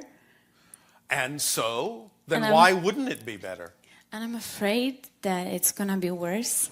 But why do you have a definition that something better is going to be worse? Don't you hear the contradiction in your definition? You're saying you're expanding to something you believe is better, but you have a definition that that's going to be worse. Why do you have the contradictory definition that something better is going to be worse? That's a good question. Thank you. Do you have a good answer? Why do you have a contrary definition of the idea of better being worse? Why are you equating better as worse? Come on. That's what I cannot figure out. No, come. I already told it to you. Really, in different words. Plainly speaking, you don't trust yourself. You don't trust your life. Yeah. To be more precise, you trust in the negative more than you trust in the positive. It's that simple, and that's okay. Say it. Say it with me. I trust in the negative more than I trust the positive. Go on. Come on, out loud. I trust the negative more than I trust the positive. I trust negative more than the positive. Say it again. Really mean it. Come on. I trust in the negative more than I trust in the positive. I trust in negative more than I trust in positive. Say it again. Come on. Put some force behind. I trust in the negative more than I trust in the positive. Come on. I trust in negative more than I trust in positive. Now, do you recognize that while you were saying that, you were laughing? Yes. You know why you were laughing? Because it's bullshit. Thank you. Because you know it doesn't ring true. And yet, you've just never admitted it because you're afraid to admit it because you think there is a karmic consequence to even admitting that you believe that you trust the negative more than the positive. But so what? So what if you did? Once you admit it, now you can change it because you've allowed it to be okay to have done it that way. All right, I trusted in the negative instead of the positive. Who cares? So what? Big deal. Now that I have admitted I did it that way, now I recognize I don't prefer it, so I realize I have the ability to trust in the positive if I so desire. And if I should at any time also change my mind and start choosing to trust in the negative, well, again, so what? I must have had a good reason for doing so. Maybe by trusting in the negative, it gave me an opportunity, again, as we said before, karmically, to understand more clearly who I am not, so that I can understand more clearly who I actually am. Because many of you do it that way on your planet. You create circumstances and situations that are very strongly representative of what you don't prefer so that you can highlight more clearly what you do prefer. It's easier to see a single little match if you surround the match with the vacuum and darkness of all of space. So even if you're surrounded by negativity, all that darkness makes it easier to find the light. You understand? That's right. I do. Is this helping? Very much so. Why, thank you for being willing to trust in the positive now. In this moment. I have one more question. Yes. So I'm in a situation in my life where... Is this going to be exciting? Very exciting. Oh, all right. Get ready. Oh, all right, I'm ready. Lay it on us. Give us your best shot. All right, so... Yes. I'm in a situation where I am here in the United States, coming from Europe on visitor visa. Yes. And I'm here with my lover. Yes. In a beautiful relationship. Yes. And I cannot be here illegally, so... All right, and so now what? So now what? I have two choices. Yes, what are your choices? My choices are to either go to school... Yes. Or to get married. Yes. I crossed the one to go to school because I have different plans in my life. And in front of me is a choice to get married. Yes. But I'm not excited about it. All right. And I'm wondering... Do you have a third choice? Go back to Europe? Well, all right. Do you have a fourth choice? Get excited about it. About what? About the marriage. Well, all right, you could do that, maybe, if that's truly exciting for you. You don't know yet. You can examine that. You can explore it and find out if it really isn't your excitement right now or if you're just making it look like it's not your excitement right now. But when you decide one way or the other, then that choice will be clear as to how to act. But do you have other choices? I don't know about them yet. I didn't examine it. All right, well, what does the school entail? Why is that not exciting for you? Because I'm creating... my business right now, and I'm working on it. And you're saying you cannot create your business and go to school? That's right. That's right, you can't? Yeah, I choose not to. No. That's not what I asked you. Okay. Is it impossible for you to do both? Can you go to school and create your business? Is it physically possible for you to do both? Is it? But I am not choosing to. I heard you the first time, but that's not the question I'm asking you yet. All right. I'm only attempting to establish if it is actually something that can be physically accomplished. Yes or no? Yes. Thank you. I have a feeling you're not going to have many teeth left after this conversation because I have to pull them all to get at the answers with you. Now then. I understand that it's not your choice, but now that's the next question. Why is it not your choice? If you are able to do your business, which you say excites you, and going to school would be the way to allow you to remain in the country and do your business, why is that not an exciting option for you? Because I want to fully focus on my business. What does that mean? That means that I want to give it full energy and I don't want to go to school 5 days a week. I don't want to feel exhausted trying to build my business. So you're assuming that you will feel these negative things by going to school. You are assuming that you will not have the energy for your business. Why are you making these assumptions? Instead of understanding that it's possible, not saying you have to choose it, but that it might be possible, and you're not even willing to look at it yet, that both of these things might be one thing. Instead of separating them out. Why is not going to school and doing your business one exciting thing that will work in harmony, in synergy, in synchronicity with each other so that you will be alive and alert and excited and fresh while doing them both? Why do you assume that it will exhaust you or not give you time to do what you need to do? Why are you imposing these limitations on your belief? Well, I'm not now. All right. So are you at least willing to allow for the possibility that you could do both? So what about the Hawaii thing? Do you think I should stay here? What about a Hawaii thing? Well, the thing you were talking before, like the tsunami and stuff, maybe I should move back to Europe. So you chose to take that with a drop of fear too, yes? Okay, yeah. Well, why? Oh. Do you not Because trust I that feel you will be where you need to be, when you need to be there? Because the synchronicity in your life will bring about circumstances that will lead you to where you need to go. Do you not trust your life to unfold in the way that serves you best? I do, but before I came here, I Yeah. really felt that I should move to France, and I didn't listen to that. Why not? Why not? Yeah, why didn't you listen to that? Because I was afraid. Of what? The French? No. Are you afraid of baguettes? What are you afraid of in France?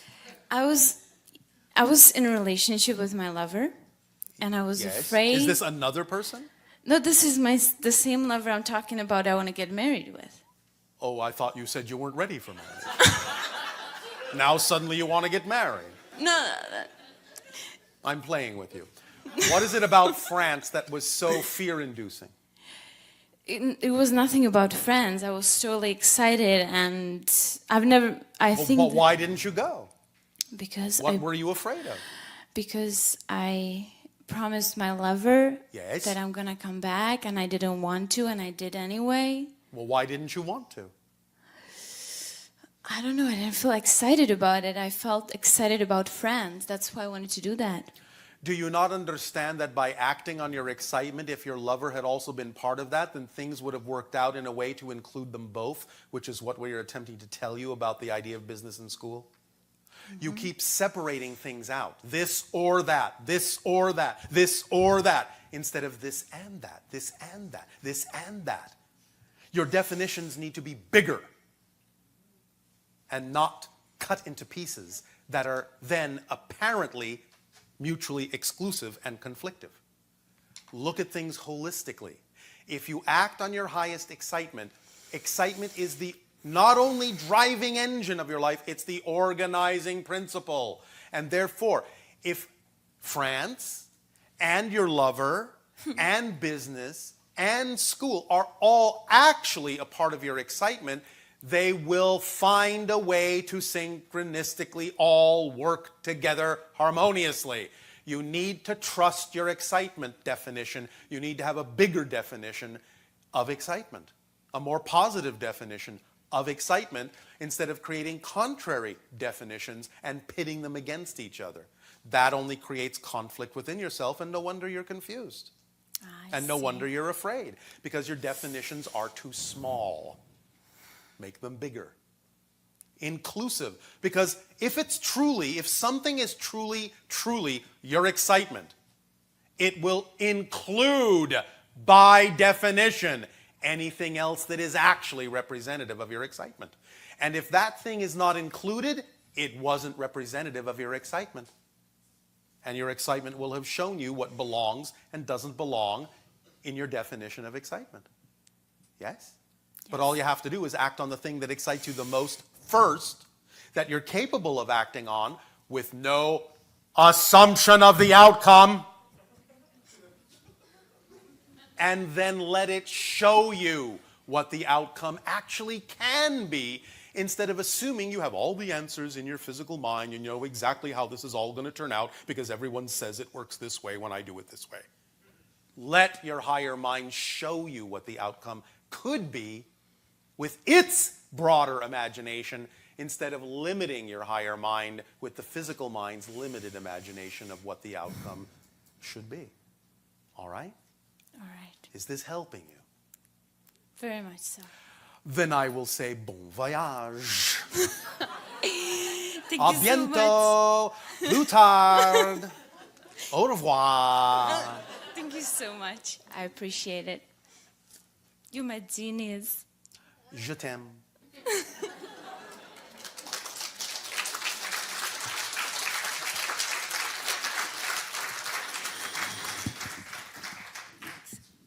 Hello. Andrew, good day. Good day. I feel like all my questions have been answered. How synchronous of you. Yes, how fabulous. It'll be easy for you. So it's always easy for me. That's true. That's true. I know. That's why I said it. I believe you.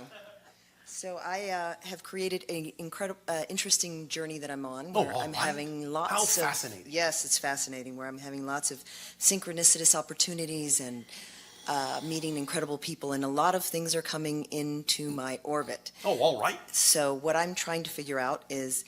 what you are in the process of figuring out. Exactly. How do you stay in sync with the core? Because there's all these things coming at me. Yes. I'm working an intense job, but all these other things are happening around that I want to focus on. So how do you give yourself time to be able to choose what you prefer? And how do you do that? How do you give yourself time? How do you give yourself time? Really? Really. Did you have time to come here tonight? Barely. How'd you do that? No, it was magic. Yes, well, that's how. Magic, all right. That's how. Okay. You are the creator of time. Mm-hmm. Make more of it if you need it. And the paradox is, actually, you don't need as much as you think. I think it might be the idea that you're overwhelming yourself with details that thus then take a lot of time, when in fact, if you simply operated more in the present, your life would take on a holistic nature that would actually require less time, and you would actually wind up doing more. You think? I know so. Because that's how we operate. And how do you know when you are actually following when you're saying true to yourself or true to the path that you should be on? Are you telling me you can't tell the difference between when you're excited and when you're anxious? Yes, but mostly it's anxious. Anxious is the product of fear. Therefore, it's out of alignment with your true self. Excitement is the product of your alignment with positive belief systems that are in alignment with your true self. So if you're not in excitement, you're not in alignment. If you're not in excitement, you're not in alignment, but you always must take the time to make sure that you're not just dampening what excitement could be there with negative definitions. Copy. Once you have thus then determined that the thing really is or really isn't representative of your excitement, then you will know what to choose. It's that simple. There's no need to overcomplicate it or overthink it or put more details into it than need to be there. Do you operate a motor vehicle? Yes. Do you know how everything in it works? No. But you drive it just the same, don't you? Yes. If you sat in your car and say, now let me see. Well, I know that these things called pistons, and I know that these things called brakes, and I know that there are brake shoes, and I know there are nuts and bolts that hold them to the disc rotor, and there are some springs involved, and well, I know that there are also some lines that have brake fluid, which means the lines must go to this reservoir, and when are you going to have time to drive the car if all of that is on your mind? Of course you won't have time, because you're paying too much attention to the details you don't need to pay attention to. Just drive the car. But what if your job is to pay attention to the details? Then pay attention to them in the most exciting way you can, and you will expand your ability to sense what you need to know when you need to know it, without necessarily having to look at every little minutia that passes under your nose.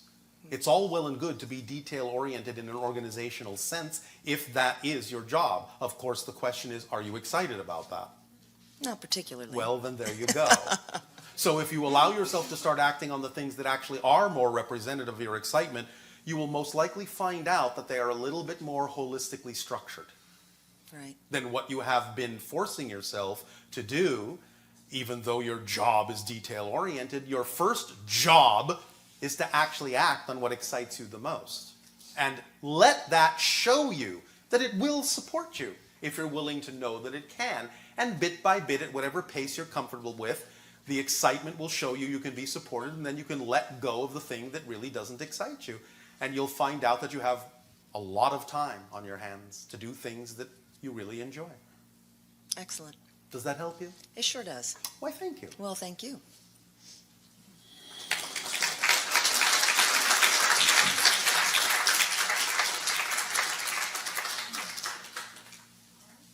Speaking of time,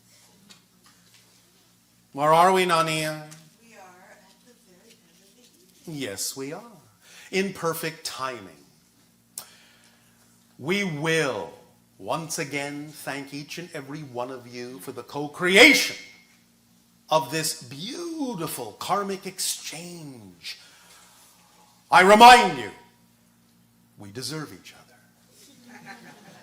Our unconditional love to you all. We bid you an exciting and karmically balanced good day.